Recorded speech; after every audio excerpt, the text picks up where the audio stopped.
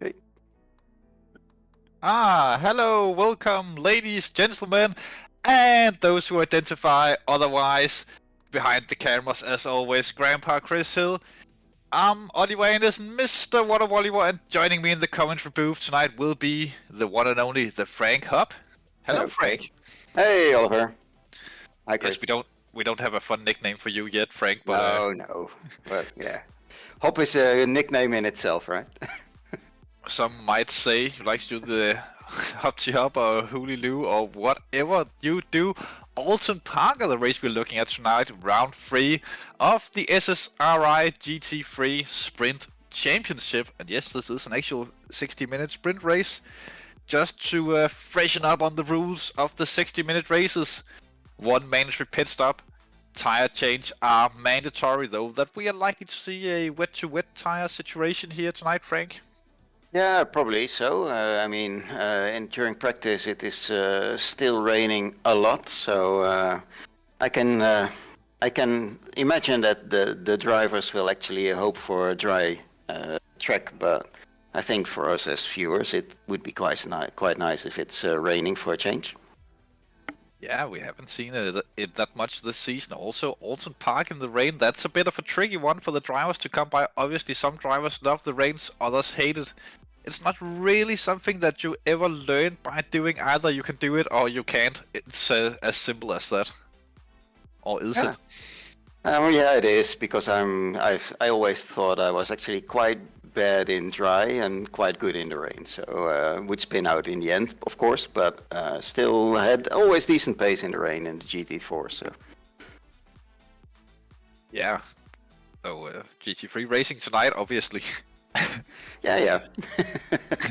Something different. Oulton Park, also a track that not many people really likes driving for unknown reasons. I personally think it's a very fun track, as it is super challenging. Not the best for side-by-side racing, of course, but maybe the rain will spice that up quite a bit. No, but it is a track where you can sort of easily make a mistake and really push someone into a mistake almost.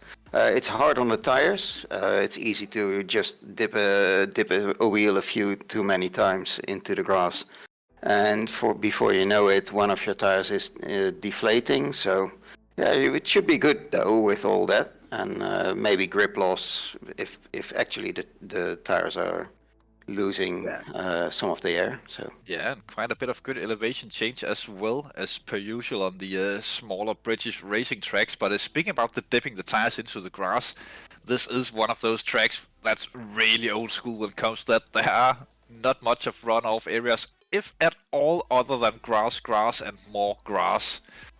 Before we'll go into a slight barrier on some of the camps that we see that's going by at the minute while we're waiting for qualifying, there's a brief look into, I think it'll be turn 3, that's sort of like a left kink, where we have seen drivers in the past go off and then hit the wall that comes before the hairpin. Yeah, it happened to me. There is a small hole, and if you are lucky, you can just sort of point it towards that one and sort of get through. But that's all down to luck. Yeah, and speaking a lot about the rain, of course, this evening, it's not guaranteed that we see the rain, but chances are quite high. If it stays dry, obviously it's a difficult track. We have seen the Nissan so far this season being very, very good. But Nissans on Oulton Park, not the car that I would prefer driving, I must say, on a personal basis, but... Yeah, but maybe. Still in practice, Michael is still quick, so he's still at the #1 position at the moment. Of course, but those front tires will definitely become an issue for those guys. Front engine cars on this track, obviously we have seen the front engine cars being super good on tracks with good old school curbs, as we have on Oulton Park, and you do gain a lot if you manage to use the curbs correctly, of course. But those front tires, they will be suffering a lot tonight. I honestly feel like the Mercedes would have been a reasonable choice here, as it is almost 50-50 weight distribution, even with the front-mounted engine. I've never driven the Mercedes, so I don't actually know how that one drives. I've seen some nice drifting by Stephen Parker at one point, but It's an acquired taste, sort of say. For those who really love the strangeness of the Mercedes, sort. Well, to be honest, it's a great car. Nothing wrong with that. We don't see many Mercedes here on the grid tonight, but it is rather fun. Yeah, there are only like 2, I think. Yeah, and I think both in the AM class, if I'm not mistaken completely. No, there's one in Pro, which is Andrew Richardson. Oh yeah. Oh, okay. and Leonardo Wolf Garcia as well. So I think it's only in the Pro class. Yeah. Really? Yeah. Maybe I should have followed along in the other races.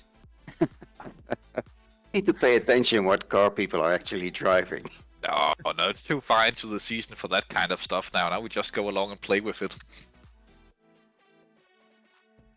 Yep. Track guide coming up, Frank. That's your specialty. Is it? Okay, so small fact, it's a 4 kilometer, 332 kilometer track. So first finish start straight, we go on the right hand into Old Hall Corner into the avenue. It's a track where you can easily get a track on the right side there, then it's full throttle. A kink here, and then there's a bump breaking into Denton's to Cascades, which is the corner here to the left, which is a really long turning, and you can really take a lot of speed to the edge. Next straight called Lakeside, where you go and braking hard, just I think at the first part, no, not braking all that much, but this is the bend where you can easily go to the outside and hit the barrier there in Island Bend, then you go to the hairpin at Shell Oils Corner, and then which is like a turn gear 1, gear 2 turn, I think. Then turn 6, and then you get into Britain's, the chicane, which is a really chicane where you can really destroy your tires on the first curb on the turning left. Then you go uphill to Hilltop, Foster Straight, and then you get into Hislops, which is just before Knickerbrook, the corner 10, 11, and yeah, Knickerbrook. It's actually a story of blowing up trees with dynamite, and then a couple fleeing, and then they found knickers there. So that's the story. Then you get to Clay Hill. Yeah, it's a story, it's true. And then up to turn 14, Water Tower, which I've crashed here, by the way, at one point. And then into Druids Corner, not to be confused, I think, with Druids on Silverstone, onto Warwick Bridge. And then onto the final right corner, which is also a tricky one. You can easily drift out into Lodge Corner. And then the really small turn with the pit entry, turn Deer Leap 17, and then onto the straight again. And that's one very short lap of a bit over 4 kilometers. Very lovely, very lovely. The Druids on Silverstone, very famous corner there. Yeah, this is just Druids Corner. And which is a really fun corner, I think, because it's a corner, it's a sort of a 2 apex corner where you just need to sort of get into the right speed to actually cut it right and get a decent speed out of it. And it's a corner also, if you hit it incorrectly, it's easy to overturn and lose the back end of the car and spin into the other side on the inside of the track. Yeah. And one of those corners, because the traction zone leading into it, we do often see cars attempting moves in there, and it is one of those corners. If you do try for the move, you're both losing 2 seconds easy on it. Yeah. So you have to think about that one when you go for it. You might get overtaken by a super quick car behind you that's going twice the speed of yourself. Yeah, but it's also the case in this track, I think, especially the more you fight, it's so easy to lose a lot of lap time. But yeah, that makes it great and tactical as well. Yeah, strategy will become a major factor in the race tonight, because getting that pit window and just having clean air to run in, that will be a key part of the race for the drivers. But with a track like this, very short indeed, getting out in a good window, that will be a little bit more difficult to calculate precisely with so many cars on the track. There will not be a lot of meters where you can be all by yourself.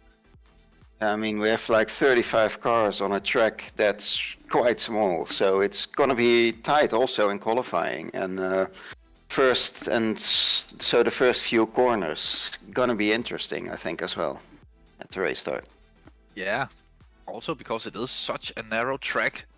Well, we have seen in the past couple of times that there have been issues on this track when we have been running it. We have obviously had the big hold up in qualifying a few seasons ago at this time, with the lead driver on the out lap deciding to hold up the entirety of the field, which meant that he got into traffic himself when he got back around into that corner. Not the smartest of plays for him, but is what it is.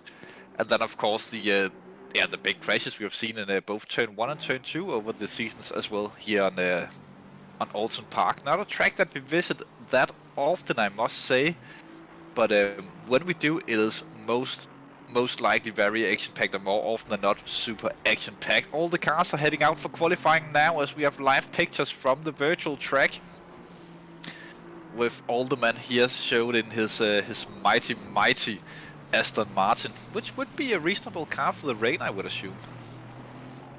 Yeah, I think there was at one point, of course, where I think the Lexus was the car to beat in the rain. I'm not quite sure if that's still the case, but it is definitely not. Okay. Didn't drive it, so I don't know. But yeah, I think if you get a decent setup on this track, I think normally with the current setups, you can almost get away with your dry setup in the rain as well. Because yeah, I think you just have to adjust your tire pressures as the game is at the minute with the setups, and you will most likely be fine. Of course, the full wet setup will help you if it gets fully wet, but when right now it is, of course, full wet track in my opinion, but when it's only slightly wet, or will go to damp, or the initial stages of a wet track, then your dry setup will suit you just fine. Will in most cases be quicker than an actual wet setup, but ooh, getting close there on the out lap. yeah, it's setting. We have seen before, as Chris really wants us to say, mildly moist in the background. Our fantasy friend, of course. And yeah, let's just have a look here at the old man on his first flying lap and see if we can keep it on track. So difficult, using as much track as possible. Probably not daring to take that much curb, even though we do see a little bit of curb touching. Then I think that doomed him a little bit for that corner. Could have been done slightly quicker, I would say. But so far so good, looks reasonable. This is so difficult in the rain. Difficult enough when it's dry, but in the rain, of course, going a little bit wide there before the entrance to the hairpin. Still manages to get it nicely hooked on the inside line there, keeping the apex for a long time. The chicane, of course, it's a big braking zone. You can clip the curbs quite a bit. The sticks you see on the inside, that actually marks the track limits. But I do expect those to be taken out quite quickly here in qualifying, as a dry line have already formed here on the track. We're in sliding coming into the second of the chicane that is not to be named anymore here on the stream. Oh, prudish. No, it's Knickerbrook. Don't say that. You can't say that on the internet. Not 2025. We're not living in 2018 anymore. I'm from the 70s. This is normal. Yes. We do actually have a sort of cake-ish thing in Denmark called balls.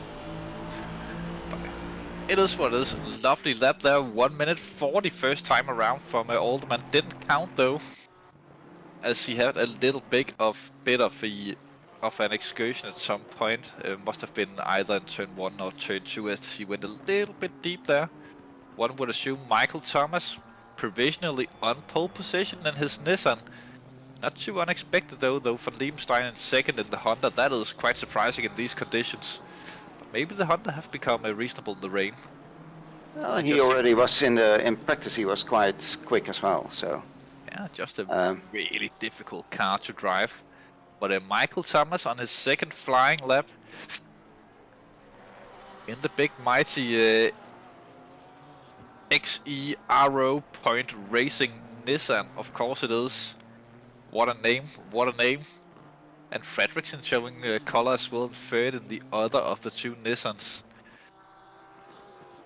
Yeah, Regan Mitchell will want to be doing well as well, because he's at the moment the leader in the points. Although, of course, we do still have a dropped round that people can take, and then he's probably not the leader, but still, he's in position number 1 at the moment due to the mistake that Michael made last time. Yeah, that will be interesting to see how that goes for the season. We have never seen a driver completely sweeping all rounds of a season, but if Michael Thomas wins the rest of the races this season, it could potentially actually go perfect with the score at least, which would be interesting to see. Barack Kunden, the Sim Racing Holland car, the BMW, that's quite nicely livered, I would say. Sort of a classic of sim racing at this point. The SRH cars. And is Liam Walsh racing tonight? He might be. RT's in the Oh yeah, he is, because he was, of course, last week's winner. So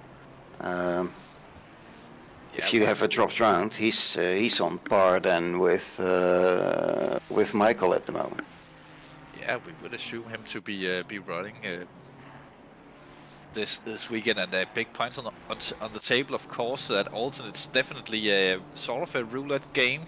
Either you're lucky and get away from all the carnage and all the strange stuff that can happen here, or you hit the snake eyes and you go out. Yeah, but it won't take long, I guess, as well. Also before, because it's such a short circuit and a short lap in a way, and with perhaps some mistakes people make. I think it's quite early that we will see people being overtaken or lapped. Yeah, and as soon as you get lapped on a track like this, then you're in trouble. As soon as you have to deal with getting the blue flags, then you'll be losing so much time. Yeah. But of course, just finishing the races are points by itself, so it will definitely always be worth it to complete a race like this if you're in it for some kind of championship aspirations. Even just battling for secondary positions, those points could become very crucial later on in the season. As we do see a few cars making mistakes, and maybe Parties got a little bit lost some time there by virtue of the Porsche making mistakes and trying to avoid getting too close to that, which is obviously good at we're driving. Garcia, the Mad Panda Motorsports driver, love the Mad Panda liveries. Great team. Actually, I think it's a Spanish team, which makes sense for Wolf Garcia to run a Spanish team livery on his car, assuming that he's Spanish, of course. Spanish, he is Spanish. Wasn't he Dutch? I have no idea, to be honest.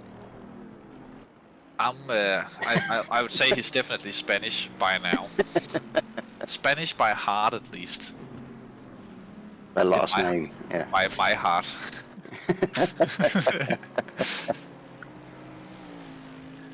But 12 minutes to go, still Michael Thomas on top. Alderman actually managed to go up into second at the minute. Having a look at the track map, a lot of traffic, a lot of drivers out there on track at the minute. Still a few waiting in the pit lane, which could be a tactical decision, of course. Explanation to the track map, of course, as always in qualifying, the red dot are the car that we are following.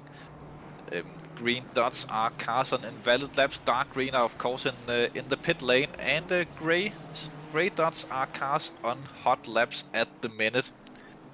Yellow dots are yellow flags, of course, and white dots are very slow moving cars that likely just went off track and started moving again. Following von Liebenstein here in the mighty Honda. I think it's one of the best looking cars still. Oh, definitely. Also one of my favorite cars to drive. It is so damn punishing when you drive it. It's so satisfying when you get it right and you get a lap set and it feels so great. But as soon as you start making mistakes in it, that car will punish you. Like a little in a club. If you get my drift. I have no idea what you mean. Our viewers will. They are those types of people.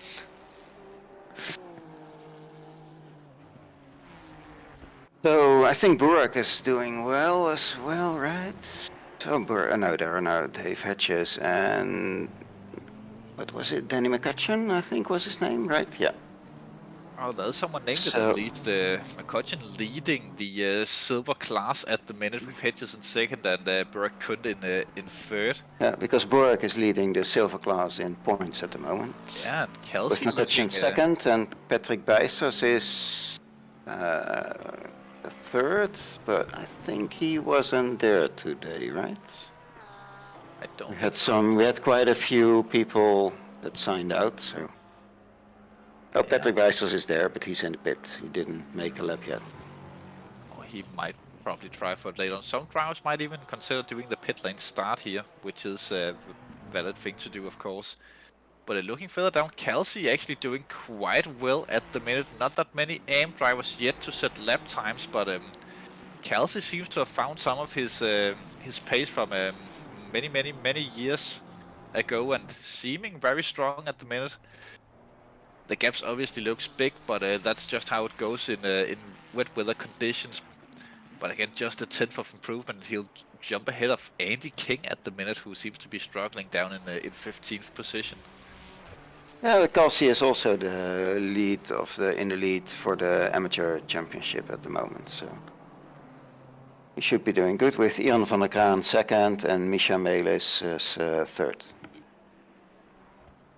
Yeah, speaking of Melis, Spas in 25th in the BMW. I'm not the most experienced BMW driver. I've only driven it once for a 24-hour race, which is of course enough if you ask me.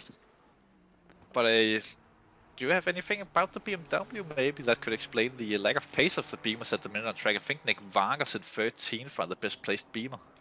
Yeah, I drove it one season. I think my second to last season. So I'm an expert. No, I'm not. But it's sometimes it's a really hard car to get the performance from. I thought it's a weird car for me to drive. I've driven I think the Lambo mostly, and then if you drive the Beamer, it sort of feels slow, but it's still quick.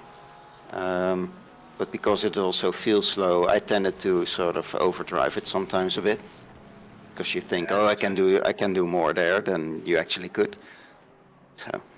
Yeah, the only experience I had with the Beamer, and obviously you're sitting a bit higher, which will make it seem slower when you're driving, but also it is a little bit more understeer. I'm also a Lambo man myself. I do enjoy that car.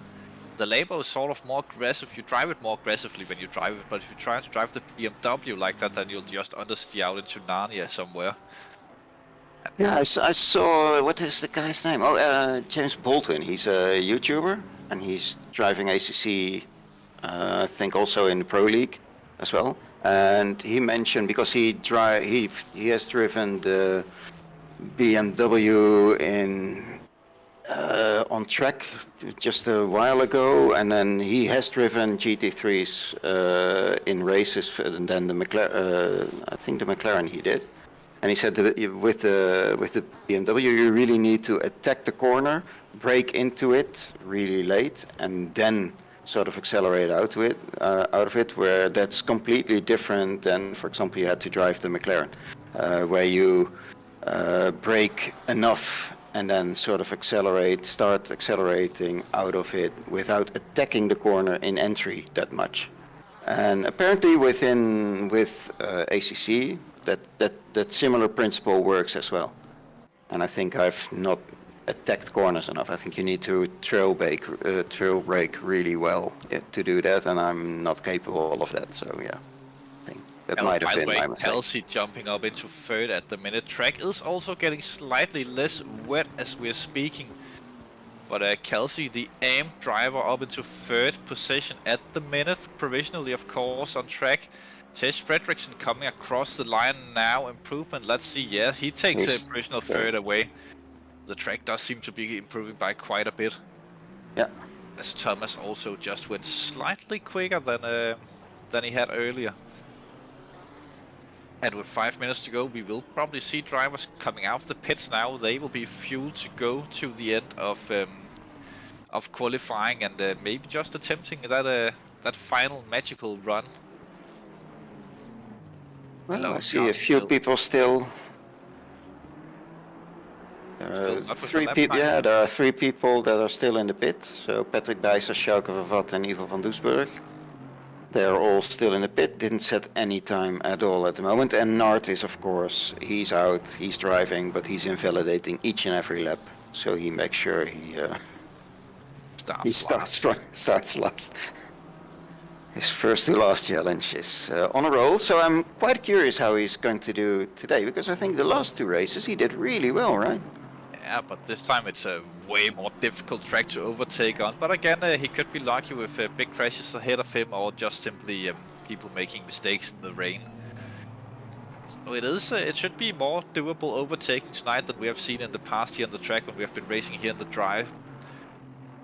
Which will of course be very, very interesting. And again, the more the track dries, the more it will probably go into play with the rear to mid-engine cars around here, and less likely that we'll see the front engine pole, of course, still with Michael Thomas on top. Anything else would be a bit surprising, to be kind of honest, but it is still to play for. I still can't believe Calcium in third. If he keeps that, that will be a massive. He's 4th at the moment, right? Yeah, 4th, but that'd be a massive thing if he can complete that. Yeah. That surely will be one for the record books with an AM drive all the way up 4th. Yeah, but that's sort of sometimes what happens with rain, which is really fun. Yeah, it makes for complete different races, but again, it will be interesting if he starts that far ahead of the rest of his field, how he will take on the race, whether or not that he'll just try and stay out of trouble and take the class win, if he'll go for overall points for the overall championship here tonight, where his eyes are placed. That will be a thing to follow up on later on, as we do see Michael Thomas going very wide. I think that's actually close to invalidating, and there's a Porsche in the grass, just eating a bit of that grass, mowing the lawns, and keeping the people here of Oulton nice and happy with the lawn mowing. Nothing's better than a nicely mowed lawn. True. Well, except for a cold beer, but... But you enjoy it more if your lawn is well mowed, right? So, not really. You could just close the curtains.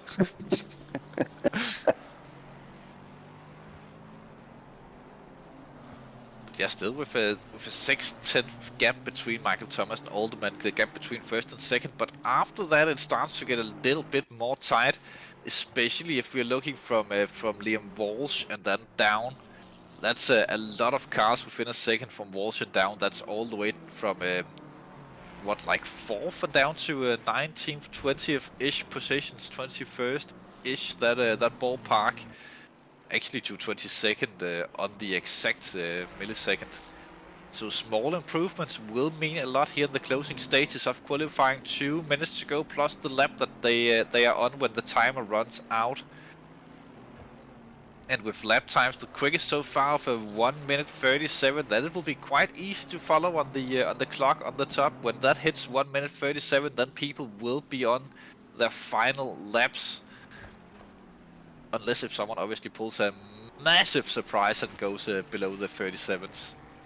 Track is still getting slightly drier though, so anything is still out there to play for. I don't think anyone will try the dry tires in these conditions. I think that'll be somewhat close to suicide, but there might be a brave soul or two that would consider doing the big gamble. Dry line have formed, but still very tricky to drive in these conditions. These drivers on their final laps. Liam will start his final lap right behind Wolf Garcia there, ahead of him. That could cause trouble, as he does seem to catch Wolf Garcia quite a bit. Maybe that will slow him down, as Garcia just moves out of the way there nicely, it looks like. And bailing his final lap to give Liam Walsh a chance.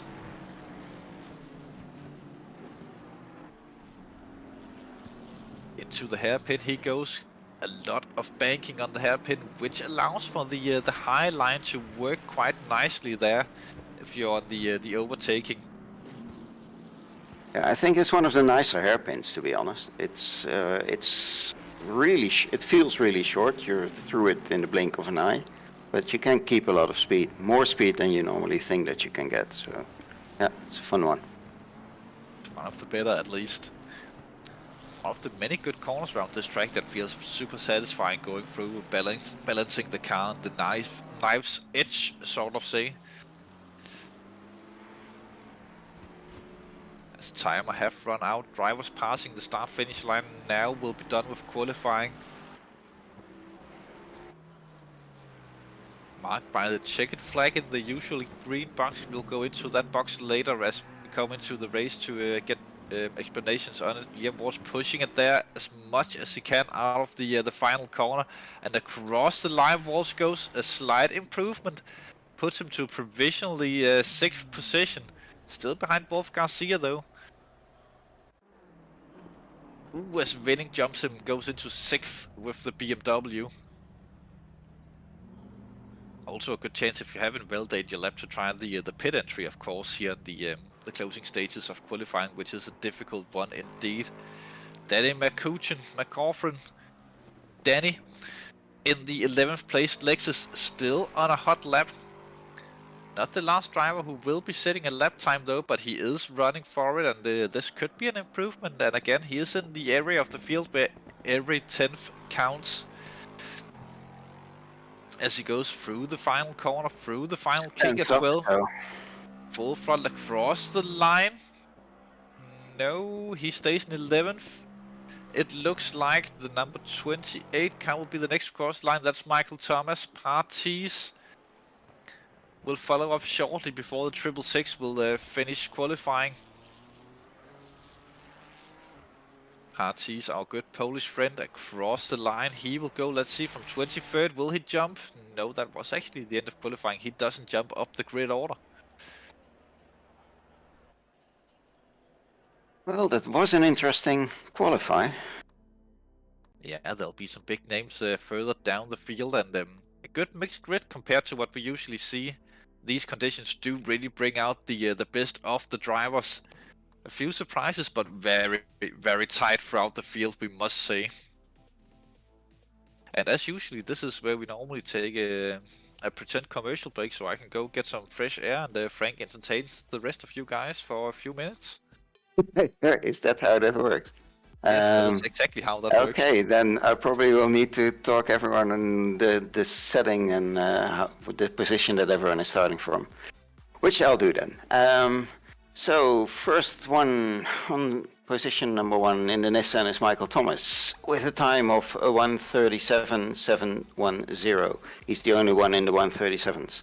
Then Samuel van Liebenstein is second in the Honda NSX GT3 Evo. Roald Ordelman is in the AMR Vantage. He is in third.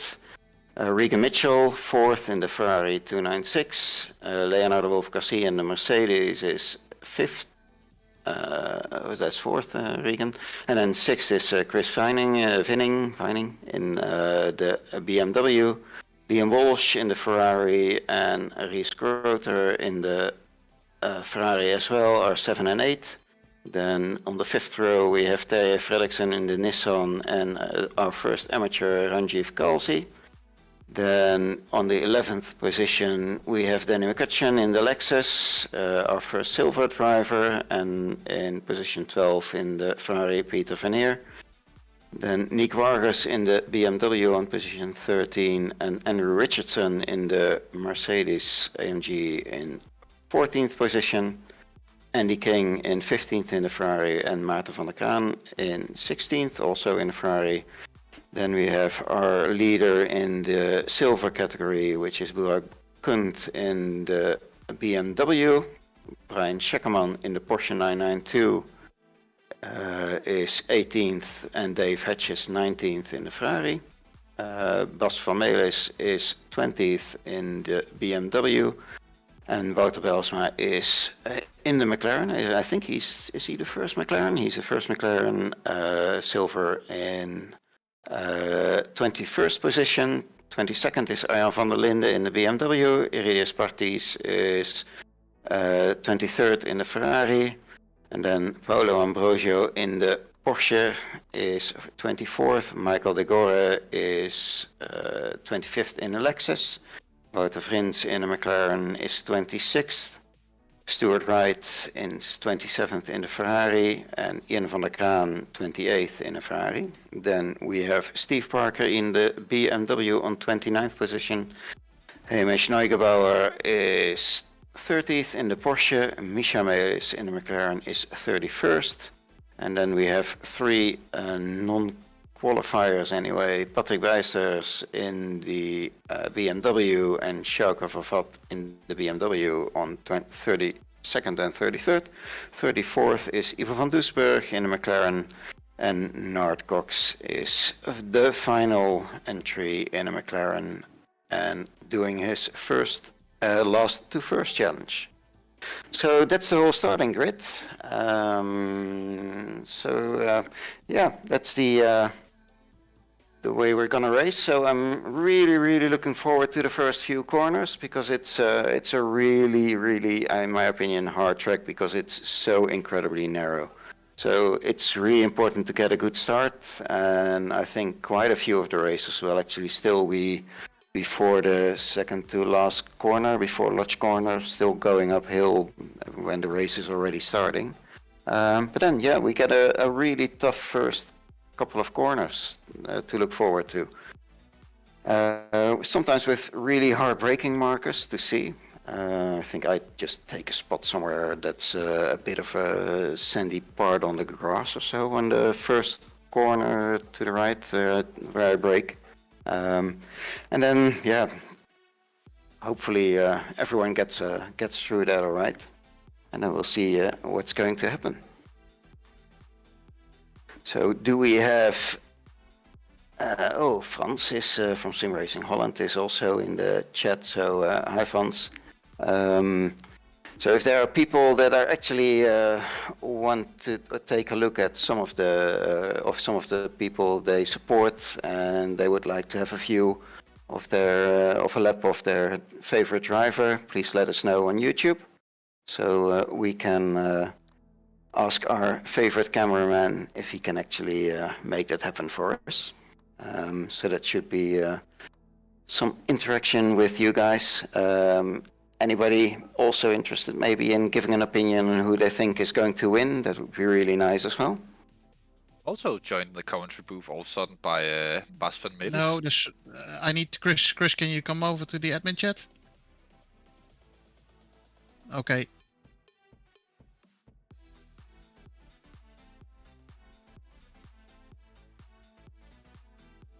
Okay. Can you mute us? Just mute us then, please.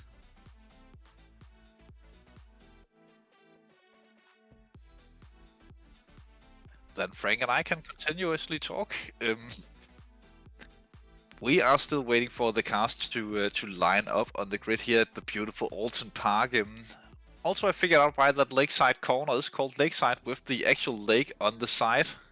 I never noticed that, Frank. Have you ever seen that that lake? No, it's raining so much there are lakes everywhere. So no, I haven't seen it. Maybe that's the actual reason why it's called that. It's too wet anyway. It's just the whole track should be lakeside by now. I wonder if that river ever goes over its shorelines and floods the track. Obviously, I don't think it will, but would be. It's also I'm quite curious how it's actually gonna be because the.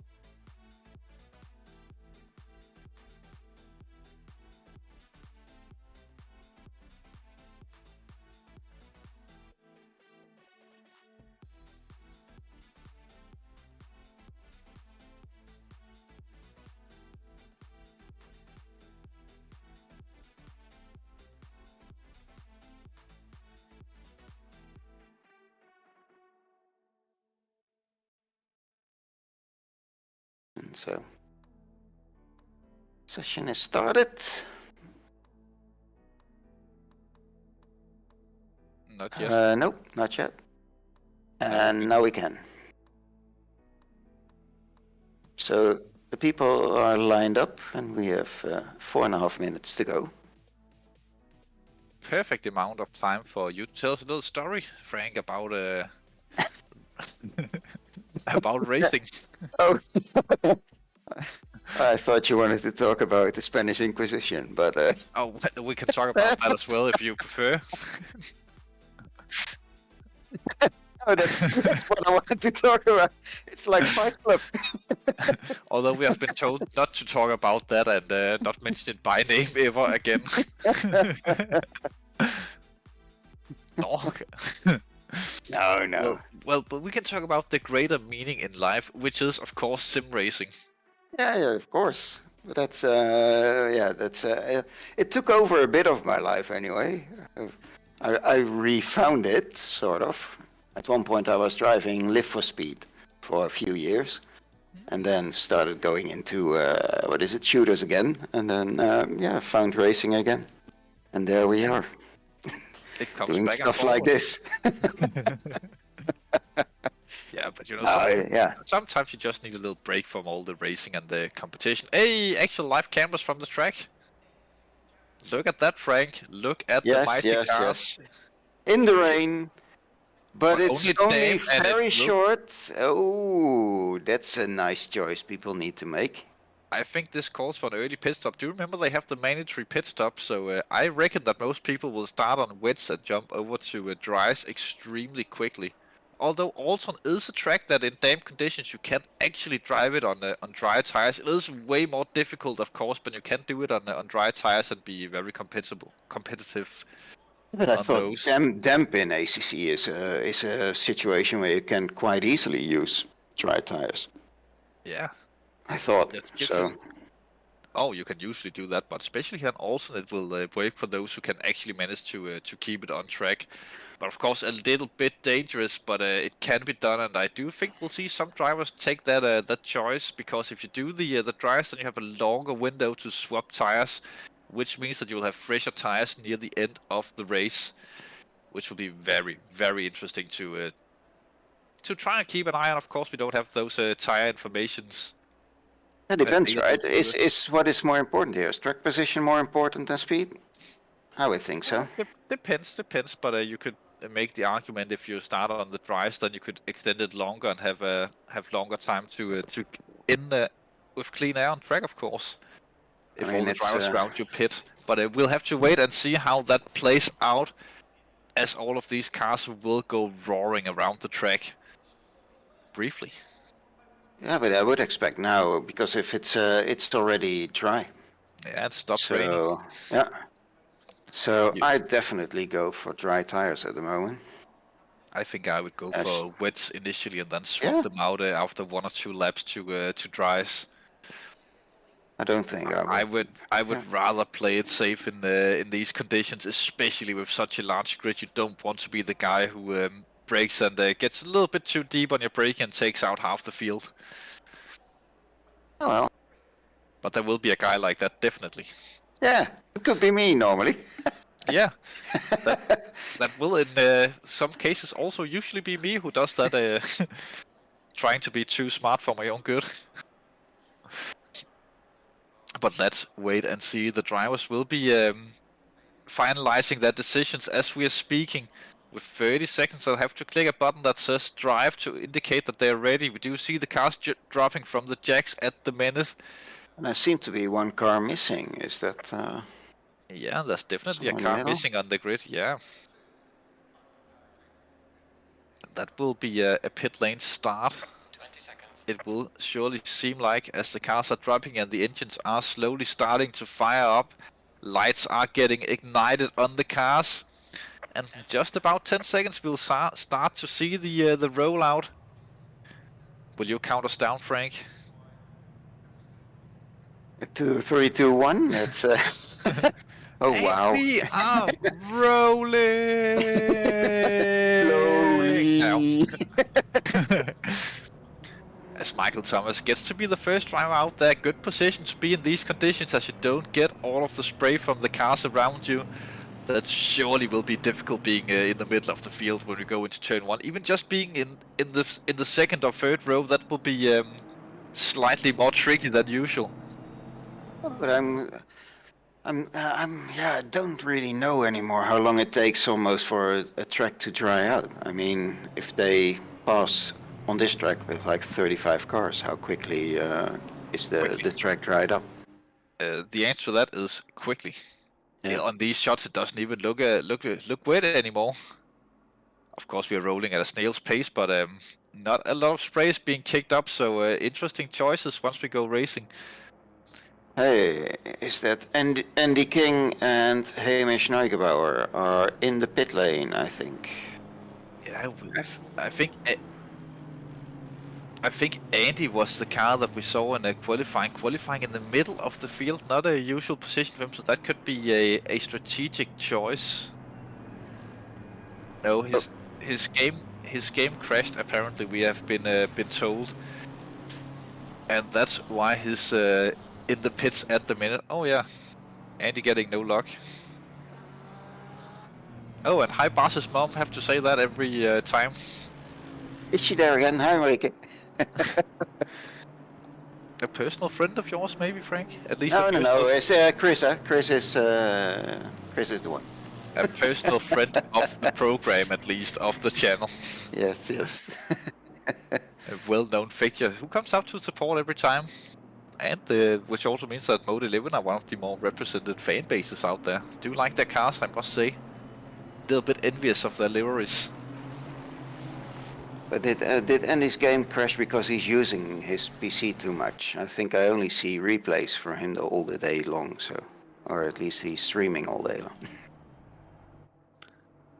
Let's not get too much into that, as Michael Thomas seems to be getting a little bit ahead of himself and having to slow down, and letting the markers catch back up to him when they're driving on the formation lap. There is a set pace that the game wants him to drive at, and you can easily get ahead of that if you are too focused on either warming or cooling your tires in these conditions, depending on which tires you're starting on, as we do see the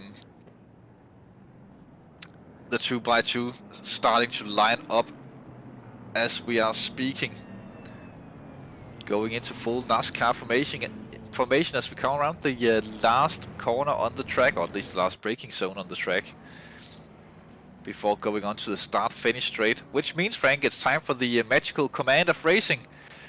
We are shortly about to be racing! Good start there from Michael Thomas. Seems to be getting the better of Van Liechtenstein as he just falls in behind. Thomas comes out ahead, no changes in the top four, but look at that run out of turn 1 there from Regan Mitchell. He could be applying pressure, but getting a little bit off the throttle there. Further down the field, it seems that most of the cars actually got unscathed through turn 1. Only the 55 falling a little bit behind on the 113. Oh, why do I ever speak, Frank? Why do I ever speak as we see yellows out there? But Regan Mitchell at least getting a reasonable start in a drive-through already. That must be for speeding in the pits. Starting out there could only be as getting free track cuts this early, or maybe it could actually be a starting procedure infringement. I think that is more likely, but ooh, big crasher. That's Chris winning, best placed BMW on the grid. Who is it? That's the Ford. That's Liam Walshy, the other car.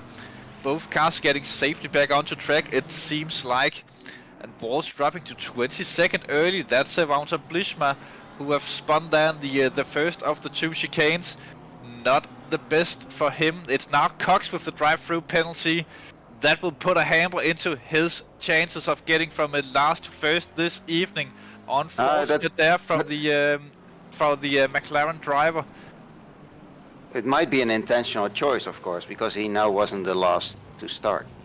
It could be, as another crash have happened there. Some evasive action have been taken. That's the Lexus, and that's Grolfer involved in that as well.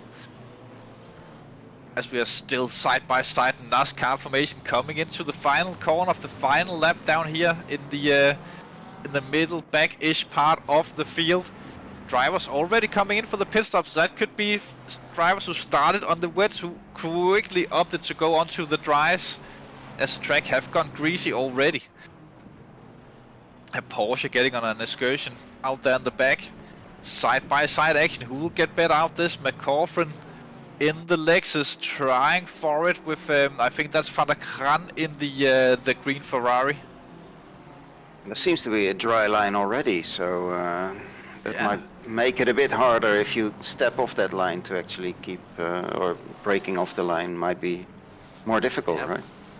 Yeah, definitely, but also a thing that you have to think of when you go defensive, that you want to get off that. There's surely the green Ferrari on wet tires, as we see him trying to cool them already. I think that is that could be Andy King actually. Is it King or Van der Kran in the green Ferrari? It's Andy King. It's Andy in that green Ferrari. That could indicate an early pit stop for him, but of course the weather could turn again later in the race. We have to keep that in mind. That's not Cox, who have gone off track a little bit there, who drops a few positions once again. Going off track there again to let people go by as he was moving slowly. Smart choice for him. Ooh, BMW and Lexus running wide there. That is so tricky. When you go up the hill, you will get that point where you lose a little bit of grip in all of the car when you crest it. That goes around. Ooh, that's King that spun. King have spun. Getting back onto the track. Still going almost 3 wide there in the background. Surely something will happen at some point, but it seems that the drivers are keeping it very, very clean and tidy at the minute. A lot of drivers going to the pit. Nard comes in probably to serve the drive-through penalty. That's White who have gone in as well. The yellow markers with the number 1 in the middle indicates that they still have a pit stop to go. And the greens have already done theirs. No, Nard didn't serve the drive-through. Came in to take a pit stop. Maybe that could be the tire change as well. He will get out in clean air, but getting that pit stop now and with the drive-through, that could put him into potential lapping territory. Garcia have dropped to 22nd behind Vaneur. Through the hairpin he goes. We see that Mercedes using a little bit of a sliding tactic there. Not the quickest, I would say, but it does look good on the cameras. Nard have come out the pits, it seems like, but that could have been drive-through. Yeah, it was the drive-through served. It was a different McLaren we saw stop there in the pits. He did serve the drive-through and still have the pit stop to go. It looks like as Wolfgang Garcia tries on the outside there of Vaneur. No way around, says Vaneur. You are not getting that frisky around me. Through the corner of names that we can't say. Back up the hill, that Mercedes does look really good in these conditions. Going a little bit off the dry line there. That could just be the racing line that he chooses, of course. As he's coming around, still giving chase. A little bit of maybe that's that looks like Vaneur and Vincent, some sort of a duel just up ahead. Where Vaneur lost a little bit there. Maybe Vince have dropped a few by making a small mistake going back into the clutches of Vaneur there in the other Sim Racing Holland car. One of the Sim Racing Holland cars still great. I think the delivery does look better on the BMW, I must say, that, although that's a personal opinion. But great so far. The 608 car have gone around further up the field. That will be dropping down. As we're speaking, blisters into the pits. Same for Nard. Cox now he comes in to change the tires, does Nard. Look at that amount of cars in such close proximity. That's one of the things that Oulton Park does to you.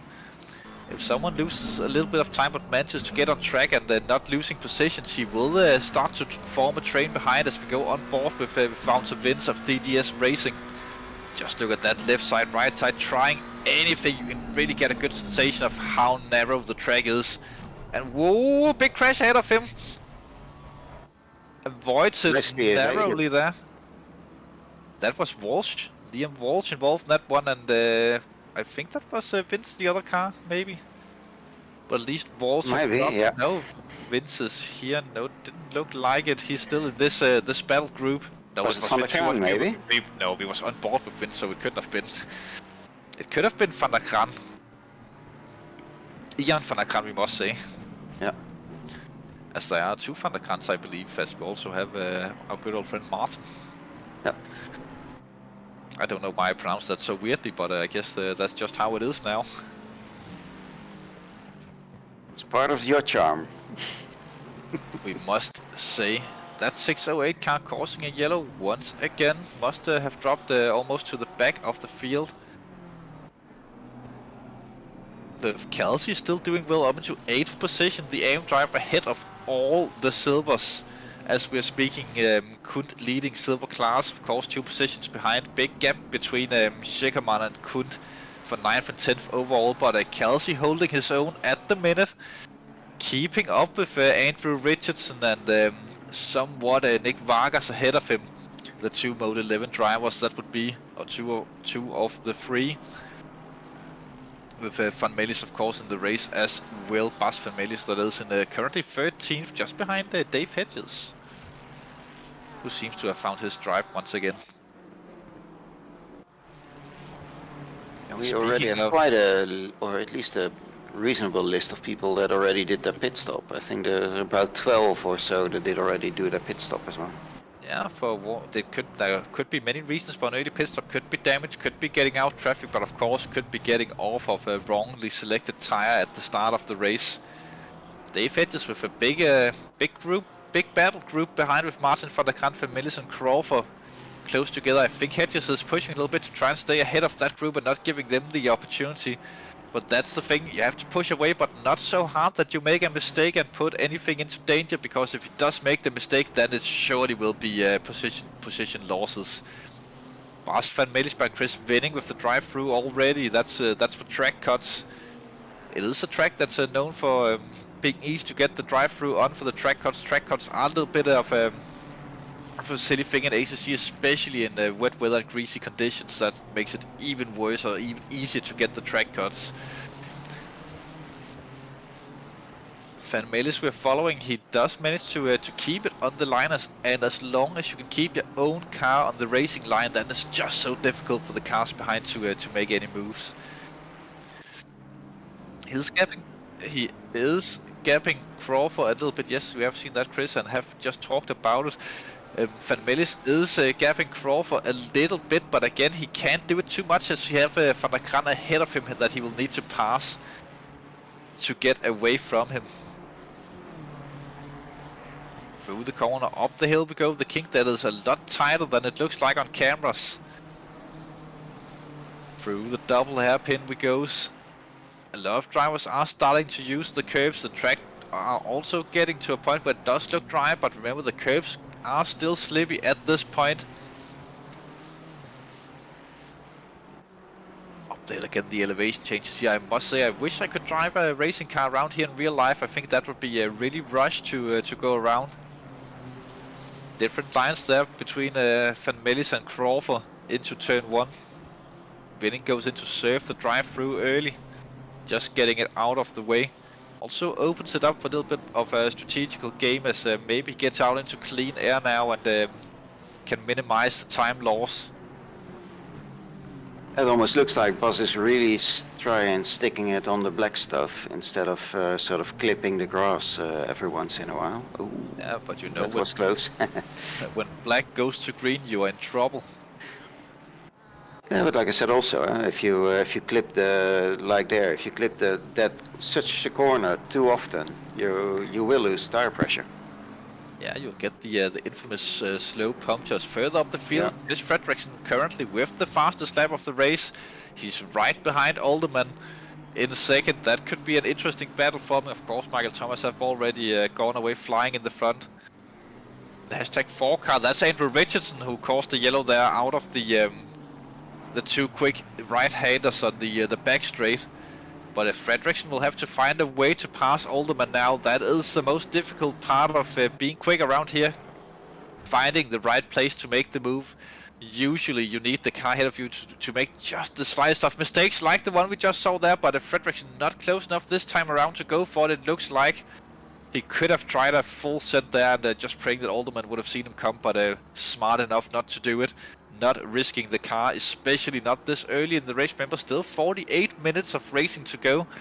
So spinning it now, or even just getting damaged, that could hurt you a lot further down the line. We can see.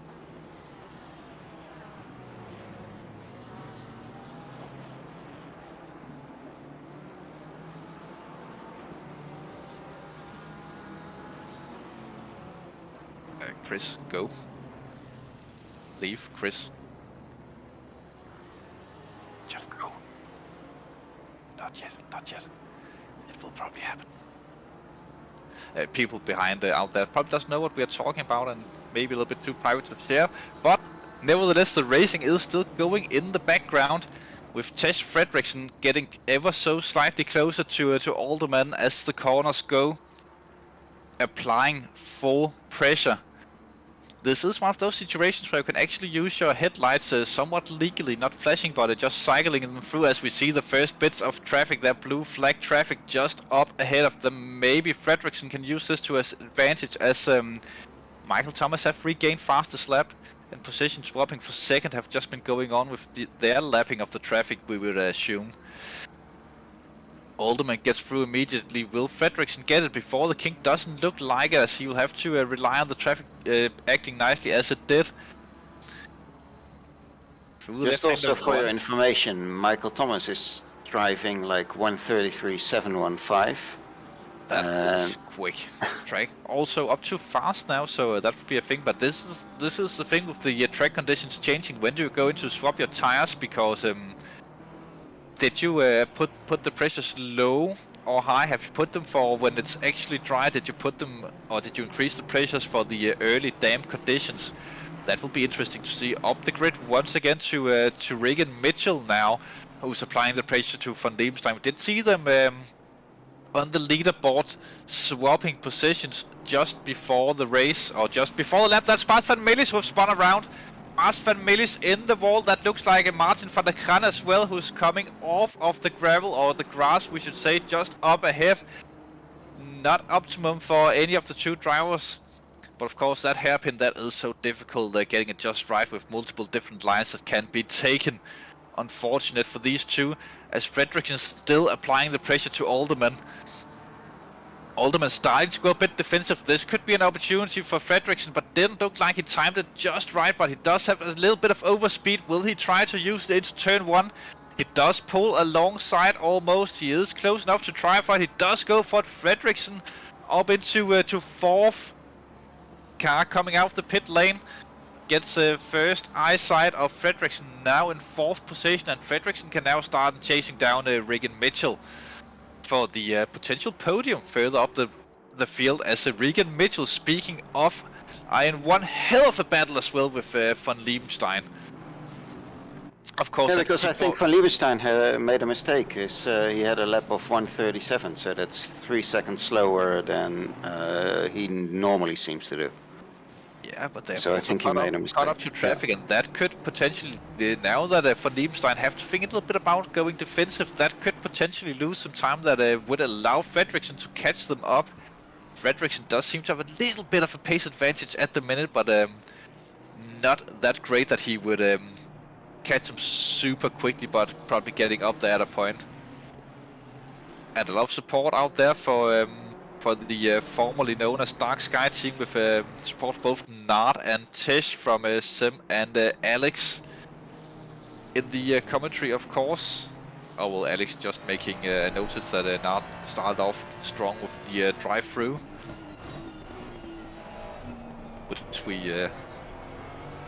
which was a bit unfortunate for his chances in the race. But again, we'll see where Nard finishes up. The last to first challenge just got a little bit more difficult for him there. On board with Regan Mitchell through turn one. Not that not super smooth there with the steering. We did see it having a little bit of counter steer through, but not overly aggressive either. Does seem very controllable at the minute. Regan Mitchell, of course, in the Ferrari. I bet you it would look different in the Honda. Just up ahead. This is one of my most feared corners around the track, and if you get the left-hander wrong there, then you set it up so poorly for the hairpin, and that will lose you so much time. From the roof of Van Leeuwenstein, looking back at Regan Mitchell, and just in the background we can see Tess Fredriksson, all the men coming through from time to time. And there, yeah, still 3 seconds up for Fredriksson, who still have to deal a little bit with Oulton as he haven't gapped him yet in this race. No, but they're all on a similar pace, more or less. So I think you have Michael Thomas, who's doing 1:33s, and then the rest is doing, so everyone behind it is doing like 1:34 half. And that's then until 6th position or so, and then Ranjiv Kalsi is doing that as well, or is able to do it as well, so his quickest lap is a 1:34.5 as well. But mostly you see people do 1:35s. It will be interesting to see how this pans out when the pit windows for these guys comes into play, and who dares to pull the trigger earliest. I still wonder if how they put their pressures at the start. That'll be interesting to ask them after the race. Of course, we see a big slide there for the Honda of von Lebenstein. Still keeping on, although that is just how the Honda drives. Not the quickest way to go around the racing track, but does look good on the cameras. So von Lebenstein definitely pushing that car to the absolute maximum at the minute, holding on to P2. They're actually pulling it a little bit away from Tess Fredriksson as we're speaking. The gap have increased to 3.2, coming up. So well, there's a yellow behind, and that's the 44. I think that's Parker that drives the 44 car, if I'm not too mistaken. Although it could be that's down the hairpin. He might be in the inside wall though. Going through the hairpins once again. 27, also moving slow. Grass 44 is Steve Parker, yeah. The grass being kicked up as well. Ooh, yeah, that's Parker. I think he have been in the wall maybe and got through the barrier hole. Just trying to get back on track. This is also very difficult when you're on the grass. Applying a little bit too much throttle and being too eager, then you will surely spin the car again. But doing good job of getting out there. Big traffic further down the field. We are with Andrew Richardson, Parties, Patrick Vaneur, and Makuchin behind as well. Getting into some reasonable action, it looks like. Richardson with the RAF style, the shark thing on the Mercedes there. Mobile 1 sponsor on the wing, which looks good. Patrick Vanille looks for it. He is looking very racy with Andrew Richardson, though Richardson does defend it quite nicely. That just getting that trail braking on, showing to Patrick Vanille, no way of getting past here, my friend.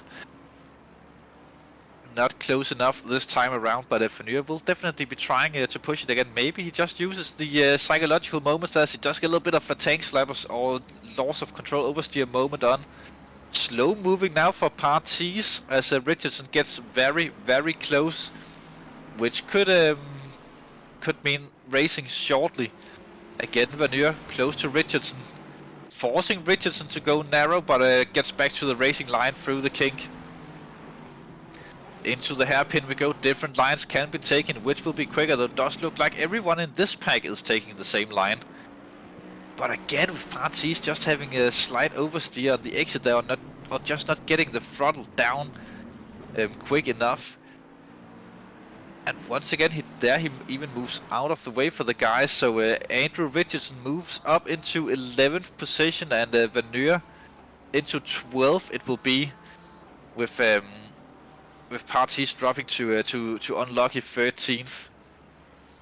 Makuchin didn't get along with them through Parties this time around, but I guess it goes as it goes. But this still means that Vaneur and Richardson will be close together and locked into battle. We are getting within the window of optimum tire change. Of course, that'll be at the halfway point. But the drivers can see weather forecast at least 30 minutes forward, depending on what apps they're using. There we see Parties going into the pits. That could be to try and undercut his competition. Fresh tires are usually quicker than worn, and if he have tire pressures already set up for fully dry conditions, that would be a huge advantage if he started with overpressure tires for the damper conditions.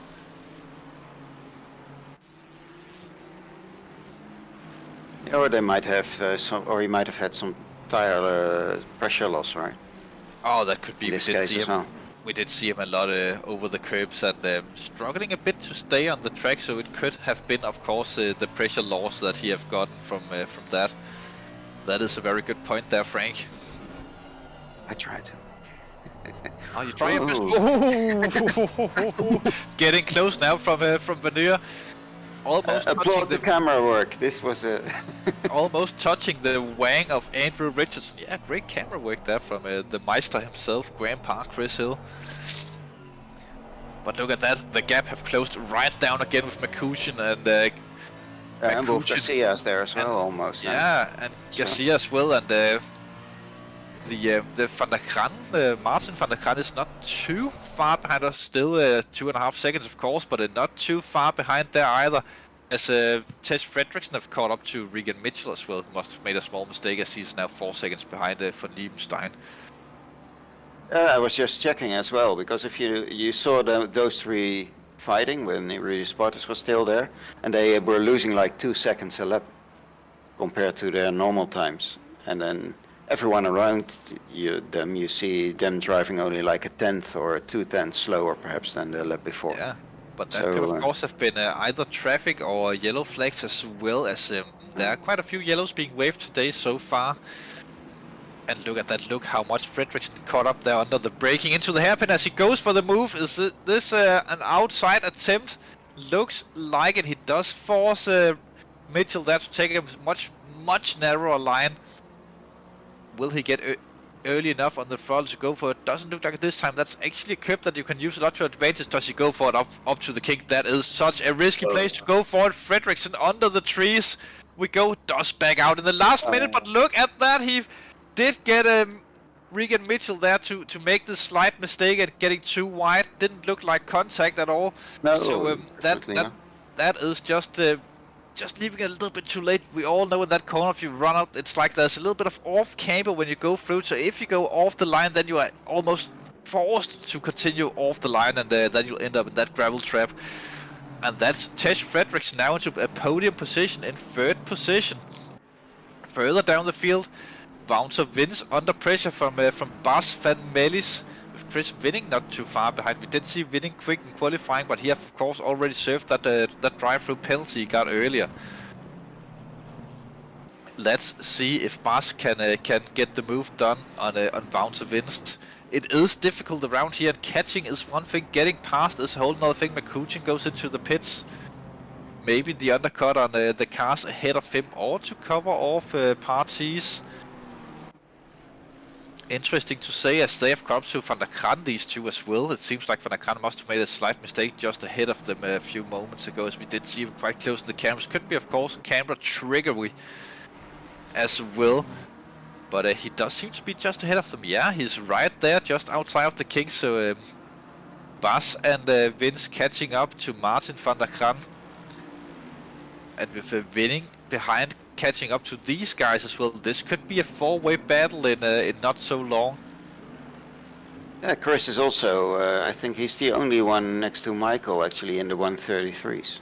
Chris Winning, so he's really, really quick. He really is, and now he gets traffic, but this is the thing for Winning. He'll have to consider, rain forecasted for just the end of the race. That could be very interesting, and some strategical calls that will have to be made now if you started on the dry. It doesn't look to be that heavy rain though, so dry tires will still be useful there. As we see Mitchell and Alderman going into the pits, but this is the thing for Chris Winning now. He'll have to consider whether he wants to try and undercut or overcut the cars ahead. If I was Winning, I would look what Bas is doing on the next lap and then do the opposite to at least secure that one car overtaking the pits. It does seem like he's faster. Nart Cox parked the wrong way on the track, and we did see some styrofoam there being smashed further up the road as well. And Blitzmer also in the grass mowing the lawn. Waiting for some clearance on the track, just trying to get it on safely there. That can be difficult enough. Winning have gone into the pits. He did as expected, the opposite of Bas van Melis. Crawford here behind the parties. Also very racing. Both Orderman and Regan Mitchell. Yeah, they've all gone in the pits as well. Orderman and Mitchell. Yeah, not too surprising. Maybe that those two would take it on the exact same lap could be a bit surprising, but it was the right time, or would be the right time to do so. I would say as well, optimum track conditions also. That could have been the indication they were waiting for to know that their tires would be the exact right pressure when they come out. But look at this, Crawford actually fighting quite nicely with Parties. They do look very equal on pace. But we do know Parties have recently come off the pit, so there could be a tire difference between the two of them. And yeah, they're actually ahead of McCutcheon as well. I can't believe we're almost halfway into this race. It have seemed very action-packed so far, as always here at Oulton Park. Remember to hit the like and subscribe button and notification and bell for notifications for when we go live also. Crawford now, he actually does get an opportunity for the inside dive now. Parties doesn't cover it off, he does go for it. Parties will have to leave a little bit of room, that a little bit too deep for Crawford. Just some slight touching there. Archie-bargy, some would say. Flashing the lights, does Parties not happy with that, but I would keep going if I was Crawford there. We are GT3 racing, of course. These are not Formula cars, but he was a little bit too late. So understandably for Parties as well to be annoyed with that one. Which means it could have been a bit cleaner, but it's racing. Yeah, and we are at a difficult enough track to overtake. But again, push to pass maybe a little bit. Some would say didn't leave the room, but let's not get into the details of that too much here as the racing continues. Leonardo Wolf Garcia, the Spanish driver himself. Van Diemenstein goes into the pits also. The Spanish driver, of course, in 11th. He will have to consider as well the whether or not to take the undercut on the cars ahead. They have seemed to be close. Richardson, Van Nuer and Garcia for a few laps. Let's see what they do when they come around this corner. Final braking zone, of course, on the track before we see the pit entry here on the right. Does anyone go for it? Richardson goes to the pits, Garcia as well. Which means that they will try the undercut on Van Nuer. That will be something that's worth looking out for when they come back out. Bas have dropped away from Vince, but Vince applying the pressure on Van der Kran here for provisional 6th position. That will be, of course, they're still yet to take the pit stops. Bas are actually the last place driver who haven't taken his pit stop yet. I wonder if Bas is coming in this time for the halfway, or if he fueled to go deep and hope for a big rain shower at the end, though it doesn't look to be that heavy. Vince trying for it on these the different lines. Some drivers, they can go flat through that kink, others have to lift, some even have to do a little bit of brake tapping. Very different on setups and driving style and trust in the cars.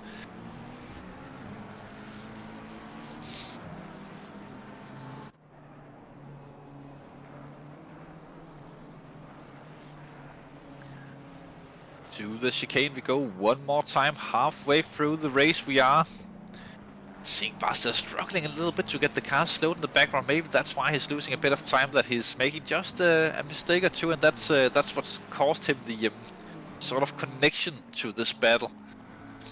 As it looks like that they're catching up to, is that not Coxon, that yeah, McLaren up ahead of them, that they're about to put a lap on? It is not Cox in 25th. This is not going as the other one. Well, it is not going Nard's way this time around, but again, difficult track, and we have seen him park the wrong way on the track, and we have seen him with the drive-through early, so understandably he's not near the front of the field today. So there are a few people just going straight on.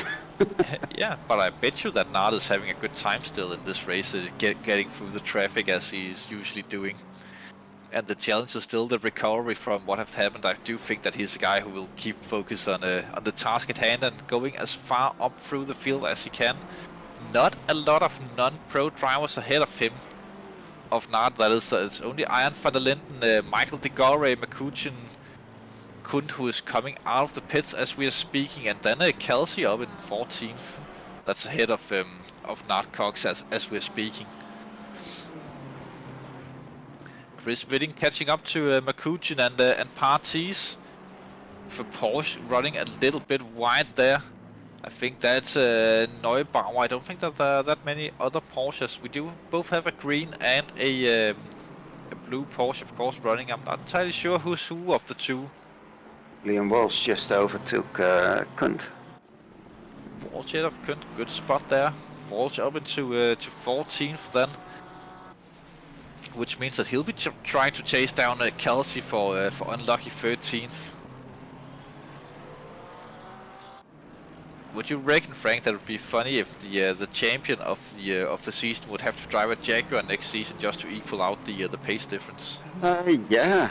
Have you driven the Jaguar? I tried it once. I actually have done a 12-hour race with the Jaguar. Really? Yes. And you kept it on track? Well, I thought it was the car was impossible to keep on track, man. well, there's a sweat meter, and the car actually drove that race with Rory Stewart. Yeah, it is obviously time for a racing story as we have battling going on the screen. Makuchin actually very close to Parties there, but no, that was the charity race we did at the start of the Ukraine war. 12 hours of the Hungaroring that was. You also chose the easiest track for it. Oh yeah, of course. It had to be painful.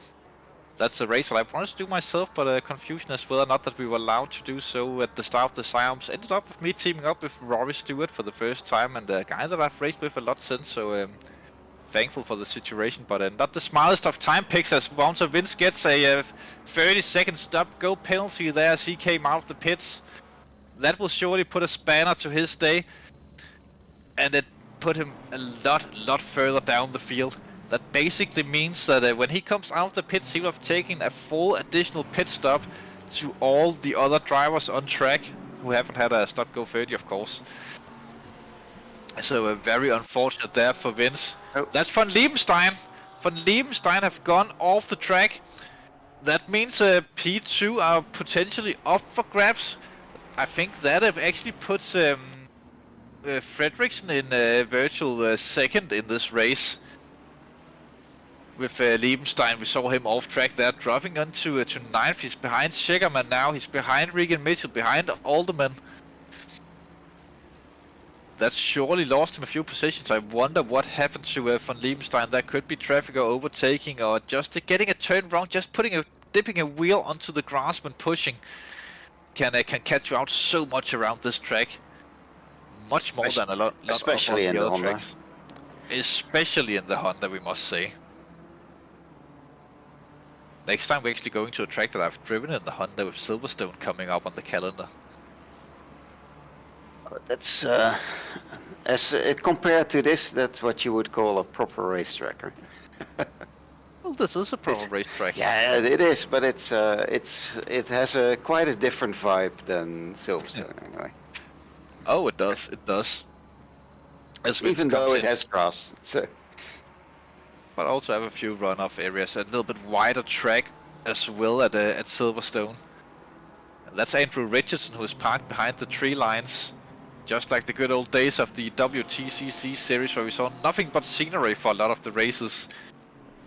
Please go and watch them back on YouTube. That was actually quite fun races, and a drinking game was announced in the final round of that season. But Richardson, we saw him off the track and getting safely back onto it. Unfortunate for the Mode 11 driver. As we jump back into the battle here, that's Crawford and Mr. Rusty Hedges himself in the 88 car directly ahead of him.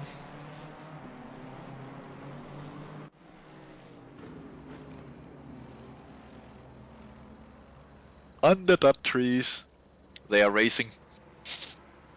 Getting in for the move now. It looks like Crawford tries for it as Hedges goes a little bit wide in the double right-hander. This gives Crawford an opportunity into the braking zone, goes to the inside, gets it done. Hedges tries to go for the cutback there, braking early, trying to rotate it a little bit sharper and getting the drag out of the corner, or the traction out of the corner, but not successfully done there as it was, as Crawford was too far ahead already. But a strong move from Race Crawford there, to put him up into 14th position. Hedges, of course, still second in class in the silver class. That would be with only Burak Kunt ahead of him. Top 3 And still that's- yet to pit, and that would be Vanur, Michael Thomas, and Van der Kran. Wolfgang Garcia behind Kunt, as we were speaking of Kunt just a minute ago. The two German manufactured cars, BMW and Mercedes, also something that I've noticed a bit in AC when you're doing these battles, that you do feel like sometimes that you're actually representing a manufacturer when you go into these almost civil wars with the other brands. I've always had a little bit of setup sharing with people who drove the same cars as myself, of my own custom things, and they will give me some back-end stuff, which is a good way to learn to understand the cars and having open discussions about how to drive the cars that you're getting into, which is always good fun.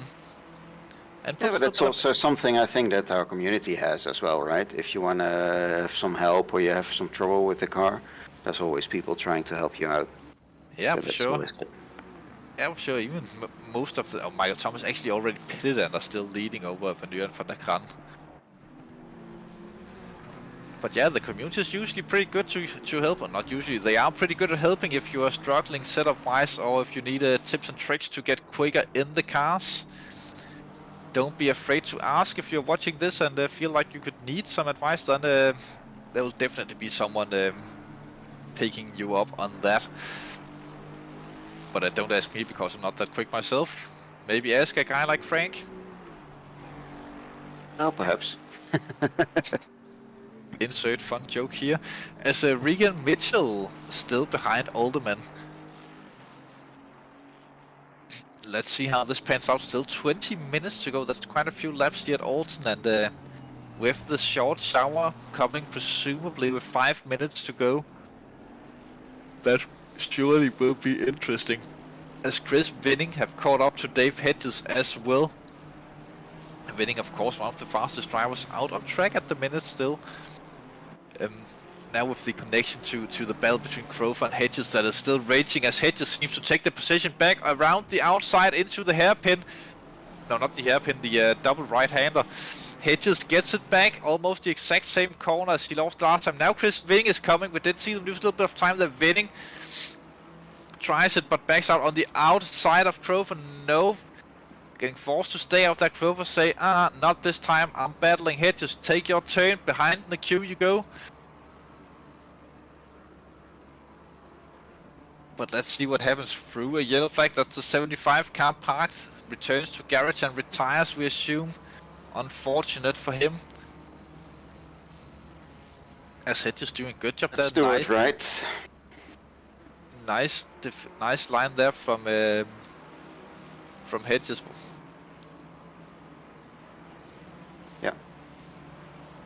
Yeah, Stuart, right. Yeah, I think it is a new fast lap have been set. We saw the purple marker disappearing from Tesh Fredriksson. Yeah, Michael now did a 1:32.9. So. Yeah, the pace is really getting strong around here. Yeah, of course now we have optimum track. We have new tires for quite a few people. Yeah, as Van der Kran finally decides to come into pit lane. Which I believe only, Bas have already pitted. Who is the driver that still are yet? That must be Vince that are yet. No, Patrick Vanur, that must be who are yet to pit. This time Hedges is far enough ahead that there's no threat behind through the double right-hander.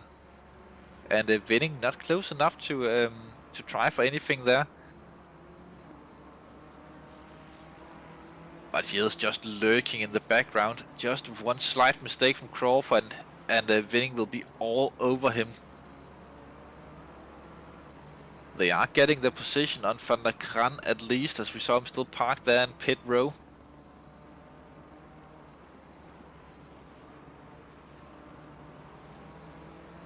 Hedges are catching up to a Ferrari ahead, but I think that will be a back marker, if I'm not mistaking too much.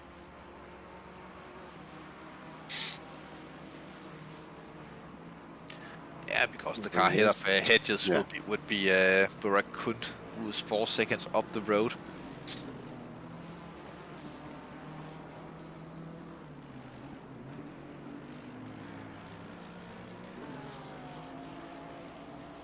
Could be Ian Bandakaran, of course.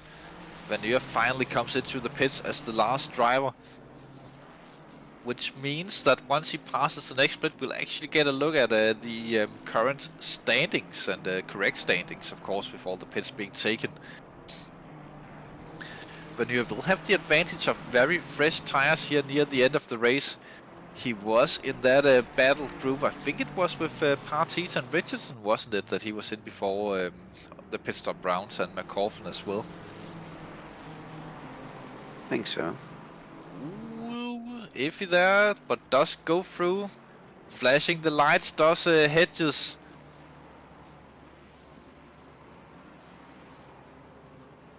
Hedges Crawford winning it. A little bit hard to be winning here. He is quicker, is winning, but difficult to get the moves done. One thing is to be quicker, but another thing is to find the room to make the overtakes. In the last couple laps, he has a really different approach on corner 1. Chris Winning, he's just really a lot shallower into the corner. And that's one of those tricks that that you'll know when you get to learn the cars proper, and if you spend enough time looking at telemetry and trying different stuff. When you have telemetry open, then you'll quickly see these small details that you can do to improve your lap times.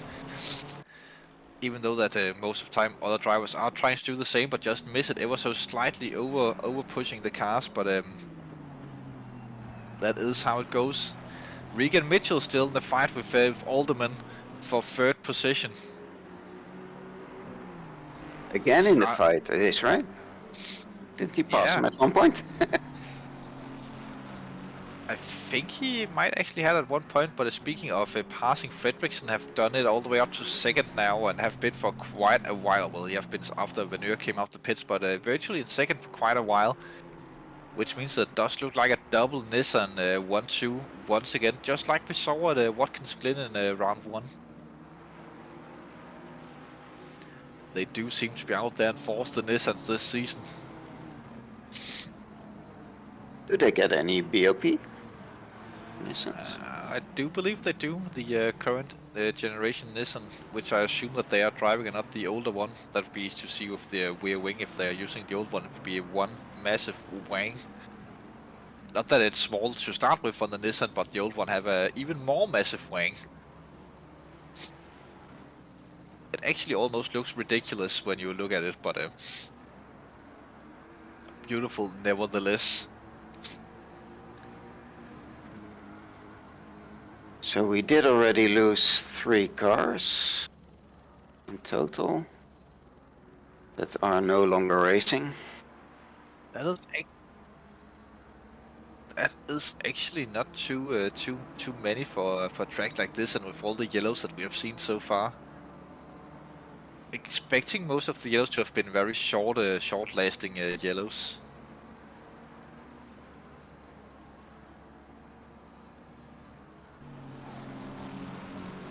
I do see, does look like that Mitchells is actually a little bit quicker there through turn 1, the Ferrari, than the Aston is ahead of him, but you have to be so close to try for the moves into there. You need to have a little bit of overlapping, at least coming into the corner. Elsewise, there are no chance. Also, they're catching up to Nard Cox that they're about to put a lap down.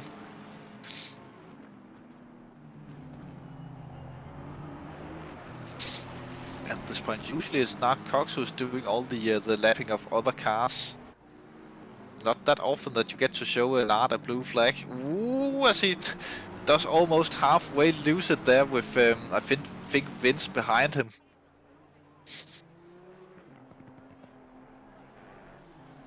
Yeah, that would be for position as well, we're being told by our fantasy friend behind the cameras, who's actually real. Bouncer Vince challenging Nard Cox for position. Yeah, last lap he was 3 seconds quicker, Wouter Frins, than Nard. Yeah, but Nard going wide once again. Vince no longer chasing Cox. He'll have to give chase now to Michael de Galway. That's an 8-second gap, so that's quite a lot. Yeah, but everything is still to play for. 13 minutes in the rain shower later on, supporting the chat as well for Van Lier. And he has a 2-second lap, or 2-second quicker, fastest lap than de Galway has, so... Yeah, and speaking of Van Lier, who's actually also in a little bit of a battle with McCutcheon as well. And they just passed Kund, and so Kund might be in... having had a little bit of an off track there. Van Lier we are following now, which I assume the Sim Holland Racing fans are happy with out there in the YouTube chat. Myself as well, because it is a beautiful livery, and I do like the Lexus ahead as well with the Mode 11 behind. Very beautiful cars and frame.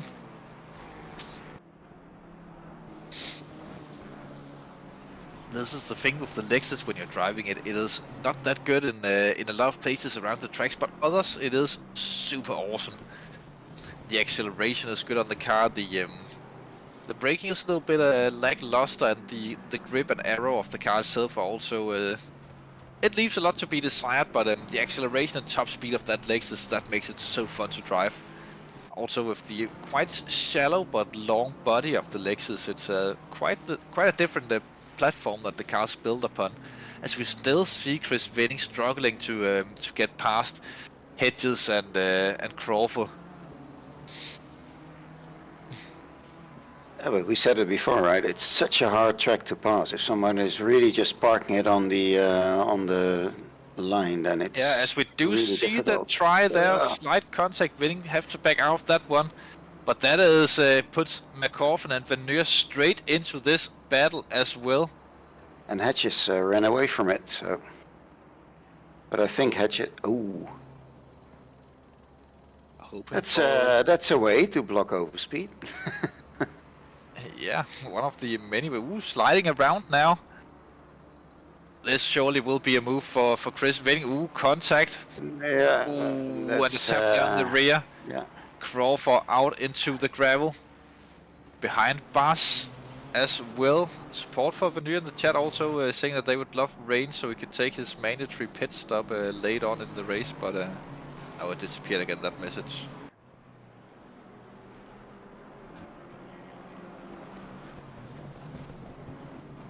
Could be fantasy friend. Could be. As McCutcheon now also behind Wenning, but Wenning and Van Lier got very close there to. McCutcheon and Van Lier got very close to Wenning. I wonder if Wenning will just pull away now and he can focus on trying the move on Hedges alone. Of course, Hedges is a smart driver, so is Wenning. Maybe Hedges not going to fight Wenning that much for position, as the nearest direct competition for Hedges for the class win would be McCutcheon, who is defending quite heavily over Patrick Van Lier as we're seeing here on track. Van Lier gets some much better lines. That does have the overspeed, but will it be enough to try for it? I don't think so. I don't quite think it's there. Under the trees we go. But again, there, McCutcheon going a little bit wide. Yeah, and we do see that he was trying everything he could to get back into that apex, but it is so difficult to get back in there, especially without losing too much speed. So McCutcheon, I would love tap on Van Lier. Does look like that he's corner as well, right? Yeah, and does look like that he's just choosing to stay behind Van Lier there to be a good sportsman. But that means that Bas van Melis are right back into this. Let's see if he goes for it this time. Into the kink we go. Still just behind. It is so difficult to make the move into proper turn 2 on this track. With that kink coming up just before the car hit, you don't know if he's going to defend it or not into the corner itself. Before you're on the brakes, and that could potentially cause a big crash if you're not super aware there. So I think that's why we see a lot of people backing out of the moves into proper turn 2. I also find the braking on that corner quite hard, because there's this almost ledge that you almost jump off from. So I always brake really on the inside line there, and not really from the outside turning in. Yeah, because for some reason I always lost the car if I did it from the outside Yeah, and also if you are on the outside, then you're usually also turning your wheel a little bit, causing you to maybe unintentionally trail brake it to just try and keep it on track. At least that's something that I would do in that corner, and that would also cause me to have crashed there many times in practice at least. Winning, applying the pressure now to Dave Hedges, but Hedges also seems like a tough nut to crack, and with traffic ahead as well. Hedges even using the traffic there to his advantage, forcing Winning to back out. Yeah, that is a very, very strong move. That's how you play the traffic. Ooh, as the traffic gets close to Hedges. Might be rusty, but he didn't lose any of his tricks, right? No, it doesn't look like it. I actually did see Winning there go for it into... Park car. Yep. Difficult situation when you're making that that move on the back marker and you see a park car on the exit of the corner. As he goes through the number 1 McLaren also. But you have to regain his composure. Only 7 minutes to get past Dave Hedges if he really wants the move done. I think he does want that move done, but to actually get it done. Same goes for Van Mellis on Makutin with Crawford right behind, have cut right back up to Van Mellis, but they're in this traffic cycle at the minute where there's a lot of it. Drive through for Nart Cox, second again of the day for Nart. Very unfortunate for his last to first challenge. That will put him nearing the end of the field, but we also have seen Nart seeming a little bit off his usual pace today. Maybe Oulton Park is just not a good track for Nart. Also not a track that a lot of drivers go to that often for practice, so that could be the thing! Crawford getting very close to Bas Van Mellis there. But I do think that they managed to stay out of the contact, so we're driving again for both of them. But this time Crawford with the overspeed out of the final braking zone. But will it be enough to pass the BMW into turn 1? Doesn't really look like he has that much anymore of that magical speed.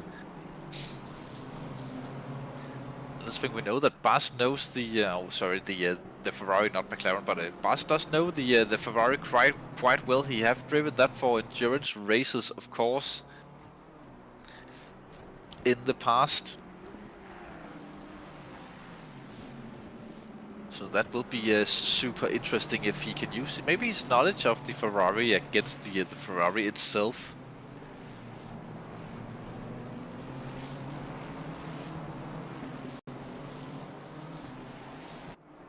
Getting closer and closer. Yeah, I do think our fantasy friend is right there.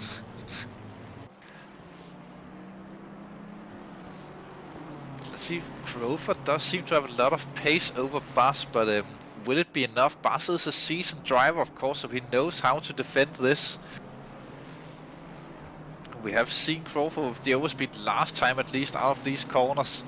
If he gets it again, then he will probably go for it or figure out a pattern that he could use to try and overtake Bas. Maybe Crawford's running a lot more downforce and can carry the speed. But this time it doesn't look like that he closes that much through the double right-hander. But did look like that he had more downforce to give out of there for Crawford. We do know the Ferrari is very good on tires. And the rain starts with an increasement of rain in 10 minutes. A shame this race doesn't go on for another hour. So that would definitely put a spin into this one. Weather haven't been that much of a factor so far today, but now with 4 minutes track going from dry to wet. A different challenge than the drying track, of course. I always prefer these conditions where the track is getting wetter and wetter. I always seem to be quite a lot faster than drivers around me in exactly these conditions. Well, it went from optimum to fast really, really quick. Yeah, and greasy now. Greasy? Dropping. Oh, I think it's raining harder than we thought it would. It does look like it. It will definitely go damp before the end of this race if it continues like this on board with Bas. Wiper is going, rain lights are flashing. Some of them there's just a stationary light, but everything is up now. This is the time where you really want to keep your tongue straight in your mouth. I don't know if that's a saying in English, but it is now.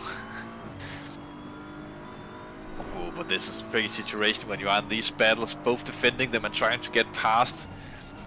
You're putting so much pressure on yourself to either maintain or overtake for position, so maybe you're putting a little bit too much and making the slight mistake now, and that could cost you dearly. Down to Burak Kund in 17th, who have caught up to Crofer and Van Melis. Ish. Yeah, lap time start dropping by 2 seconds. It goes really quick once the track goes down. Von Liebenstein behind the orange Porsche of Schickermann. Honda versus Porsche.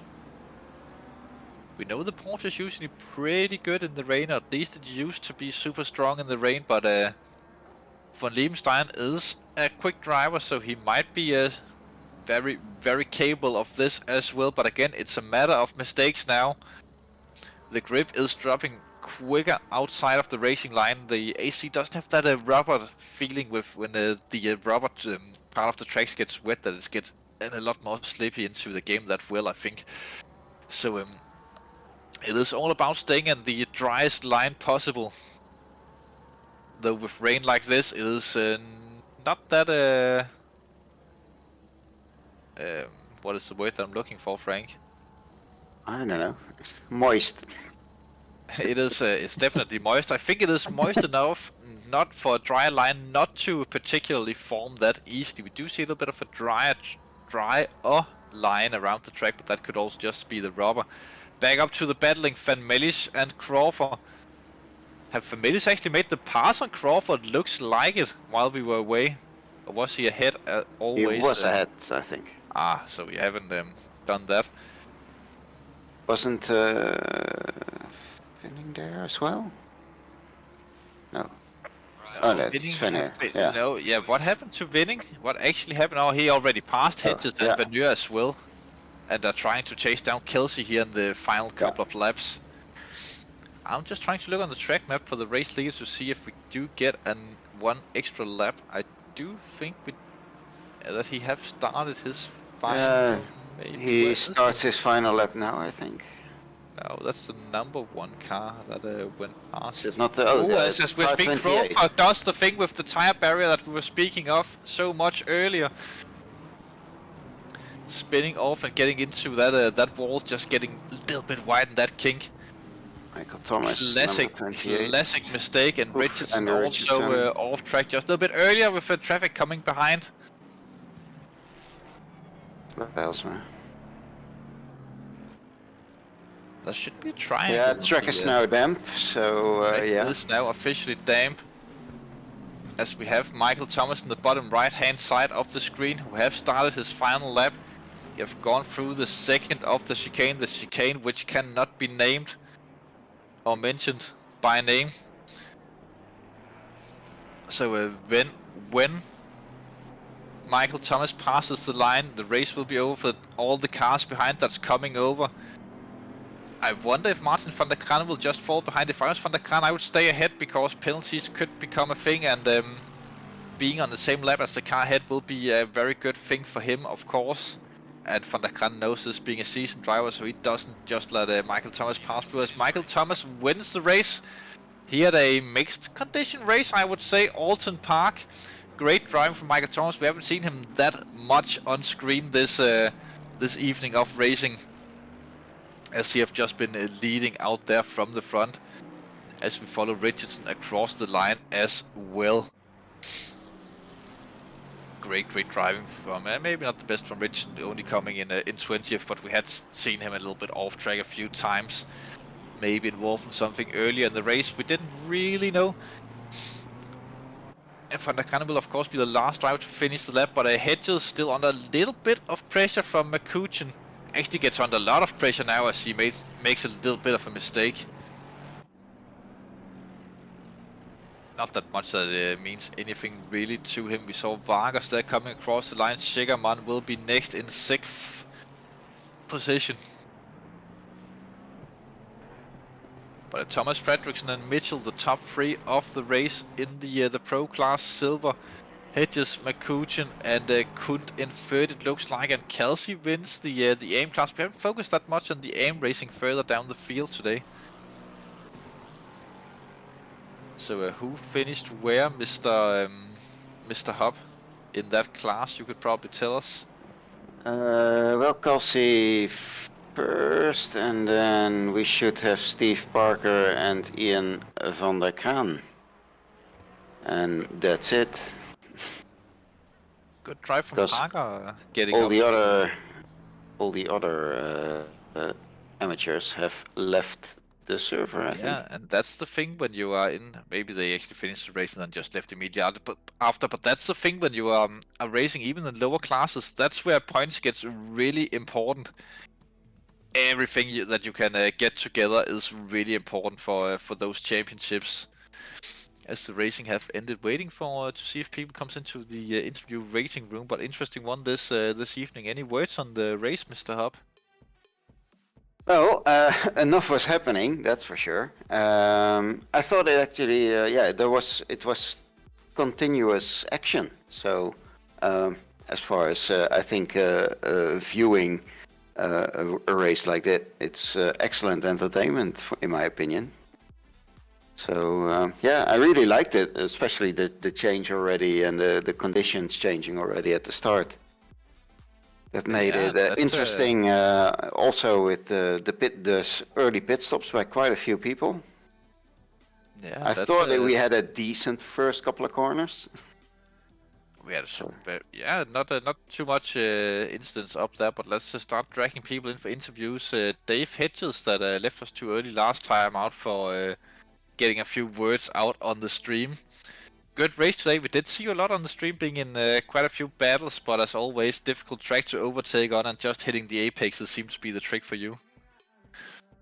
Yeah, it's not an easy track. Obviously, it's really tight at all times, and there was a few incidents ahead of me that I had to thread the needle. But it was it was a good race, and thankfully kept it out the barrier when I touched the grass and went long into the hairpin. So yeah, that was a little bit hairy. A little bit of a mistake in the pit stop as well. I repaired the damage, which cost me 5 seconds. So it made it a lot more difficult than it needed to be. Yeah, but overall strong race. Have been a good season for you so far, but a really strong performance here at Oulton Park. Maybe a little bit of a home track advantage as well. I don't know about that. Close enough. Yeah, the Ferrari is not the greatest car around there. It gets unsettled. It doesn't seem to like the curbs too much, which the bigger cars tend to sail over the top of the chicanes, which makes it a lot easier for them. But yeah, I mean it's always fun, that race, and it's definitely a workout. Yeah, and a little bit of a strategy calls there as well at the start of the race. Did you go for wet tires at the start or dries? I almost assume you went for dries at the start, to be honest with how deep you went. No chance going for wets there. It was 10 minutes, less than 10 minutes after with the waiting time, so it was always going to be a dry tire start. When it stopped raining with 1 minute to go, I was a little bit gutted because I was hoping there was a few other people might have selected wets, but it is what it is. It was an interesting start to the race. We actually do assume that a few people were in wets, as we saw a few pit stops early on, but no one near you on the grid, it looked like. No, I did consider. I took quite a lot of fuel at the start of the race, so I had the option to run long, but I think the lower pressure for the first 10 laps of the tyres really caused them an issue. So by the time I got to half an hour, the tyres were done, so I had to come in. Thankfully, the rain didn't start earlier than it did, because that was getting a little bit dicey at the end. Yeah, we did. We wasn't honestly expecting it to be that heavy rain when we looked on the forecast. But how was it out there? We know that you obviously had a lot of fuel in the start. Did you think about that in the strategy, that it could potentially start raining more later on in the race? Yeah, that was one of the main reasons I took the extra fuel, just in case I needed to run a little bit longer. Obviously, if it says it's going to rain in half an hour and I've got a little bit of extra fuel, then it's great for me because I can really push the stint. But yeah, it turned out that it didn't really come that way. So everybody was the same towards the end. But yeah, I mean it went from optimum to greasy pretty quickly, and then into damp. Damp's a good sort of 9 seconds a lap slower generally. On the dry tyres anyway. Clearly it was optimums were the wet tyres at that time, but we couldn't. There was no point in pitting at the time. Just keep it on the track. No, definitely. It's just keeping the tongue straight in the mouth, as we say. Thank you for joining us here in the room. We'll drag in Mr. Mitchell as well. Hello, Mr. Mitchell. Hello. Wonderful race just behind the 2 Nissans ahead of you. Yeah, I should have been second, I think, but I made a silly mistake and nearly had myself out the race, but I didn't, so it's okay. Luckily for you, we didn't see that on the stream, so you could have gotten away with it. No, it's fine. Would have been embarrassing had I actually crashed out though. No. But if you would have crashed out, then we would have found it differently. But a strong race in Nissans were just a little bit more consistent today. We did see a Tesh getting up through the field and securing the second for him. But we did see a lot of good fighting out there on track, and it did look like it was super difficult to get overtakes done, but easy enough to defend around here, some would say. Yeah, it was weird. I didn't think my problem at Oulton Park would be straight line speed. The Nissan just drove past me like I was nothing. But yeah, it's okay. I felt like I had good pace at the start, and then after I swapped tyres, I just I couldn't improve on it when everyone else seemed like they could. So I had to settle for third. Well, now we never got to ask Mr. Rusty about it, but in the start race, obviously we assume that you went for dry tires. But did you put pressures higher than you usually would for dry tires in the start to compensate for the low track temperature with the greasy track, of course? Only by like 0.2 psi. I was going to put them higher, but then it went to damp before we still had 3 minutes left to wait. So I thought it's going to be drying up too quick to put too much extra pressure in, and that seemed to be about right. Yeah, it looked like a strong race and still in the championship fight. Of course, with the scrap results, getting into that later on, but good. Next time, Silverstone. Do you think that suits you a little bit better than Oulton? Yeah, I do like Silverstone. If I can get comfortable with it, yeah, hopefully it should be better. Yeah, we'll have a good look at that. About 2 weeks time as we drag in Burak Kunt. Oh, wait, hi. We were having our own conversation in the waiting room, man. Well, we'll just drag you out again. I'm kidding. No, just kidding. Just kidding. Welcome to the waiting room, and congrats on a strong result at Oulton. It's Burak, you're honest. still on mute. Oh, wait, what? Hello? I'm not. We can hear Oh, you. okay. I'm not muted. Is this a joke? Nice. No, honestly, I have to be honest. As I said last time, I think it's Chris, right? Chris or Oliver. I'm not sure who I had to chat with, but this track is just new for me. This was my first race. It's just not my track, and you could see that all over my race. I was more off the track than on. At some point, I had the lead, but I just gave it away. It's just not my track. No, it is a difficult one for all drivers, especially with the changing conditions. Not a lot of people go around here just practicing for fun, even though I personally do enjoy the track quite a bit because it's quite challenging, but really difficult to get into grips with. Even if you have a lot of laps on it, will always be a tricky place to come racing. Very narrow as well, which means overtakes come at a premium, but defending seems to be quite easy out there today. Yeah, I saw. I keep an eye out on the practice server, leaderboard on the SSRI server or just website, and after I saw like the top guys lapping like 200 times, I scratched the back of my head and thought maybe I should practice as well. But if you practice with 200 laps, then you truly have no life. That also have to be taken into account. Then you're public announcing that you truly have no life. Yeah, other I'm than sim racing, yeah, which is of course the most important part of life. I was happy. I'm happy with the 30 laps I did, but hats off to the top two guys.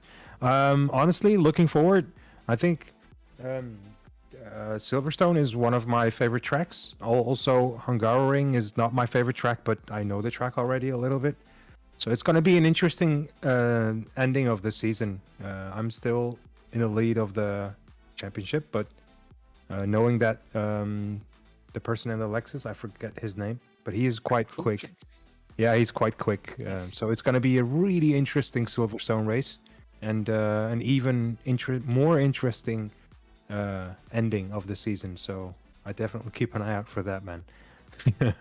Yeah, there will be a lot to play for in the final 2 rounds of the season. Silverstone, it's a good track for the Lexus we have seen over the last couple of seasons. Good tracks for the Nissans as well, and surprisingly the Hondas, the Japanese car seems to do well there. Are you regretting a little bit not going Japanese this season? Short answer, No. no. I'm because the long answer is we drive the. Don't have time for that. Oh, okay, then good day.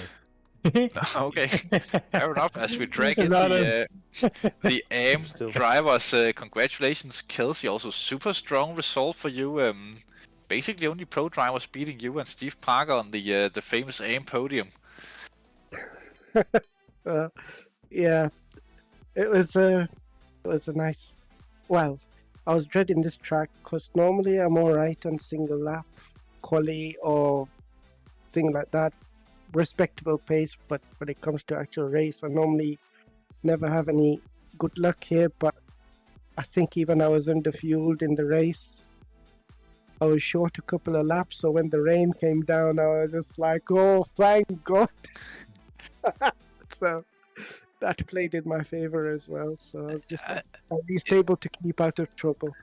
It turned out really nicely for you here. Good strong qualifying. Good, strong race.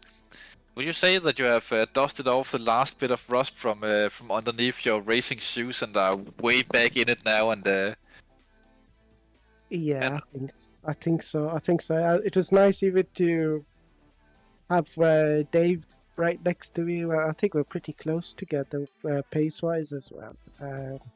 We were trading setups and notes in terms of where to use certain gears, try to make certain time up in certain positions. So that was good. So working close with Dave just to sort of make sure that well, the car felt good, to be honest. In the dry, it was just like glued to the track.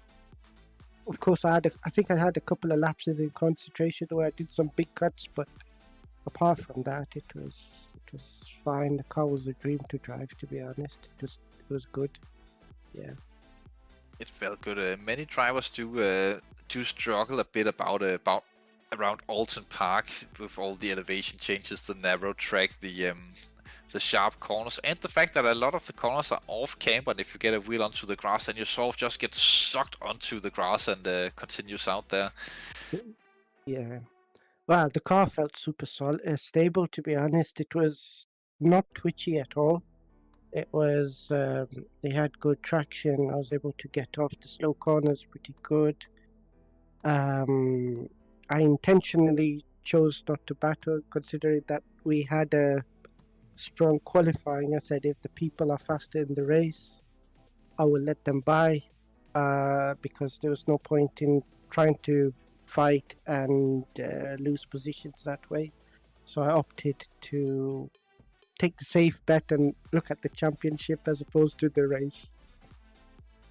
Smart choices, especially coming on to almost securing the AM championship already. It does seem like there's a big gap from you with pace wise and down, but there's still 2 races to go and anything could happen. There's also an overall championship to have a little bit of a look at for you at this point, seeing how far up you could get with 2 rounds to go. Yeah. Well, considering it was a top 10 position, I'll take that. that for me is like That's a win. That's a win every day. That's a win for me. Yes. I think for all 5 of us in this small commentary shed at the minute, that would be a great winner, a great result. Yeah, no, thank you. It was awesome. It was really good. It was Speaking of great results and keeping it in there, we are also joined by the Drift King himself, Steve Parker. Hey, yeah. I gotta say, I shouldn't really be in here. I feel I shouldn't have had a podium at all. But yeah, great to all the podium finishes. Great result for them. Yeah, but Yeah, the it was a thing really is, tough race. just sticking it in sometimes pays off. And that's the thing, especially in a championship like this, or at least in the aim settings, that there will be drivers that some races they will be super quick, and some races they will be further down the order.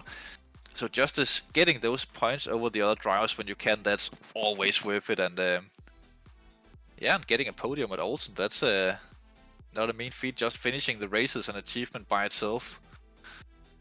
Yeah, I do want to shout out to Misha because I think he should have probably got the second. I think he just got short end of the stick when it came to letting faster drivers by, and I managed to just squeeze through. And yeah, there was a lot of cars at the end, the last 10 minutes, and yeah, you probably should have had the second place, but it's how it goes sometimes, unfortunately. Yeah, maybe a little bit of a British home track bias there for Steve around here, but Silverstone next time around as well.